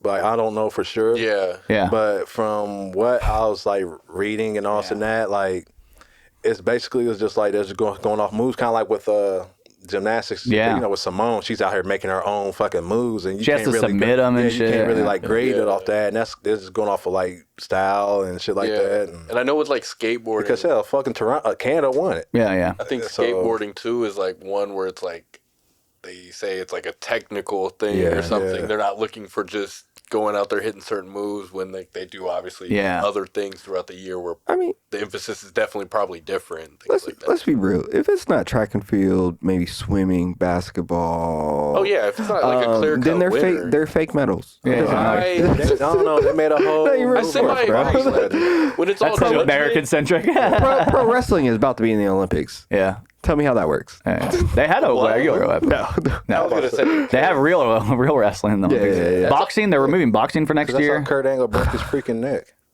Yeah, that's true. Because some girl couldn't take a hit in the face. Well, I think they were always. It was before that. They were planning on moving Like, it. do they drop them like for a few like Olympics and bring them back? Yeah, they try to Like, they replace cycle things out because like let's talk about this. So they're bringing in flag football, and I know there was a conversation about good so the segue. new Noel Good the new segue. Noel Lyles here is this young man who's the quarterback for the team. So he decided to call out and say that he would be a better player than Patrick Mahomes, and this was Patrick Mahomes' reply here. And then at the end of the day, I'm a better QB than Patrick Mahomes because of my IQ of the game. Flat football, not this dude needs to relax. And then Daryl Doucette is his name. And so they're going to have 2028 flag football. So what are you guys' opinions on flag football at the Olympics? I want to see it, like, because I always want to see football in the Olympics, but there's no way you can do it. And this is the best way you can do it, especially with football being where it's at, being popular. And flag football is basically like 7-on-7, basically. Yeah. So, you're doing 7-on-7. Get your 7 best players from wherever countries that are eligible to do it, because not every country is going to be football eligible. And the eligibility stuff is because I remember the 3-on-3 basketball. That was a huge conversation. They need to change that. That's weird. They need to change that. If they're like, it's like funny, like, 'cause you got people. Not saying Jalen Brunson could have played because he fucked his hand up. Yeah. But let's say he got left off the Olympics. Jalen Brown could have played. Jalen Brown could have played. I think maybe that's where Don't fucking. I can't even like fucking big Jimber three. for death. The fuck. I mean, so like funny enough, like he's like weirdly been like the American 3-on-3 representative for like a while. I think. But Because nobody knew. Until this year. I think that's where like Facts. the big three's got to like Step in. maybe adjust. Like obviously they're the most nationally viewed league. Yeah. Their style is what it is now, but I think they have to adjust to try to be what that is, and then what they do from there is obviously probably try to pick up younger athletes or something. Yeah. You see, Ice Cube sent out an invitation to the gold medal winners of the 3-on-3, and they accepted it. But then the league told them no. Yeah, then the league told them no. So Which is insane. It's crazy. Because they know what they're doing is not real. They're creating a barrier for entry for Americans and people who actually play ball. They're trying to Vince McMahon all these other leagues. Like they're still mad about the NBA players, becoming eligible to play. Because, I mean, it did grow the game internationally. It's so weird to me that they give a shit about this at all. Like, is the Olympics about the people who are the best at something or not? Is that the argument? Because if it's the argument, then shut the fuck up and quit making all these hoops to jump through. Because I feel like that's what they should do. If they got people that's playing in the NFL and they want to do Olympics, let them try out. Let them do it. I mean, the NFL owners will probably lose their shit. But also, if there's no tackling, who gives a fuck? Yeah, you're right. People get hurt during practice. Yeah. So. You're not going to practice? Yeah. Practice? You're taking a chance, like you're taking a chance. every day. You're taking a chance. Yeah, there's like, people get I mean, get out shout out of bed. Josh Downs. John Wall tore his Achilles. Get out of bed. So, Yeah, that's true. Josh Downs getting hurt during the practice pissed me the fuck off because I'm ready for that. I was excited to see him play this year. Yeah. So I'm hoping. They said it's about 6 weeks, so he might be back early. So. Or what fucking who's the quarterback for the McCarthy? Yeah. Like I said, before he even laced up for his first ever NFL game. Yeah. Boom. Hell, fucking dude in the fucking NFL, Chet. Got shouldered by LeBron. Yeah. Missed his whole rookie season. The NBA dude. Blake Griffin when he split his kneecap. Yeah. It happens, but luckily they get back in. Yeah, they get back. Football's in. rough though. Yeah, it's one of those ones where you're like, hopefully they get because hopefully, Leonard, what's Leonard? Fucking Fournette. No, the dude from he was the DB for not DB the linebacker for the Colts. Yeah, I know what you're talking about. Yeah. He changed Shaq Leonard. He changed his name. It was like 2 different names, so I get confused when I go to Shaq Leonard. This is what he gets to go by. But yeah, with him and his shit and getting hurt and basically came back not the same not the guy. same. And it happens a lot. Especially like in NFL. Yeah. Anyway, this has been our first episode of Full Court Press, going through the Kokomo Press Podcast this time. If you guys enjoyed this, make sure you like, subscribe, hit the notification bell, do all those things so we know, comment below even, so that we know that you enjoyed this so we can bring this back. This is fun and we had a good time. And we're going to have some special guests in the future. We're going to goof off, get some questions from people. Yes. We're going to work with a couple groups in town and see if we can get some things going. Because talk like other sports like badminton. And hockey, other sports We're like open. We're pickleball. inclusive. We're inclusive. Water polo. And check out the Kokomo Press. We're going to be doing comedy. Hypocrisy Jones here, aka Jordan Bell, will be with us on September 13th. That's Friday the 13th. Battle of the Towers at Gas City Brewery. We're going to have 7 comedians there, including the hilarious Dan Alton and Food by Obie's Barbecue out of Marion. We're very excited about that. Real name, no gimmicks. Real name, no gimmicks. Right. And then, of course, Harvest Fest X will be the next night, September 14th. So back-to-back nights. Hypocrisy Jones will not be there, but I will. And then Dan Alton will be at that show as well, coming all the way from Louisville, Kentucky. So we're excited. Come check us out. We have so much going on. If you're free, you can also always check us out on Thursdays at Cooper's Pub for our weekly open mic. You will not see Scrap there because he has to work on second shift, and I will remember that from now on. Yeah. But I will message him in about 3 months and say, hey, are you on? What shift are you on? You should come through. But for me, I'm Jordan Grainger. Over here we got... I'm Hypocrisy Jones. Scrap Lotto. I'm Bryce York. And this has been Full Court Press. Thank you guys for checking us out. We love you. Mwah, mwah, mwah. Pass it. Hey, you just listened to the Kokomo Press Podcast. We thank you for tuning in. We hope you had a great time. If you did, go ahead and like us, subscribe to us, hit that notification bell, do all the things that help us get seen. Go find us over on Facebook, on YouTube, on Instagram, on TikTok. Like us, follow us there. And if you want to really, really help us out, we now have a new thing called Facebook subscriptions. It's only $4.99 a month, and it helps us build out even more than what we have already. Helps us get more equipment, helps us put money into shows, because we give you comedy shows, we give you guys skits, we give you guys podcasts, we give you guys jokes. And if you want to be a part of a group of people that actually get to talk to us and tell us your input first and get to directly speak to us and maybe even, help us write some of these jokes, you can be a part of the group. Join that subscriber base. It's only $4.99 a month, and it's not a lot, but it helps us out tremendously. And it's going to give you an opportunity to maybe win some merch here and there. We're going to do a lot of fun things with our subscribers. So please check us out everywhere you can. And if you want to, subscribe to our page. Thanks for listening to this podcast. We love you. Thank you. 2 kisses.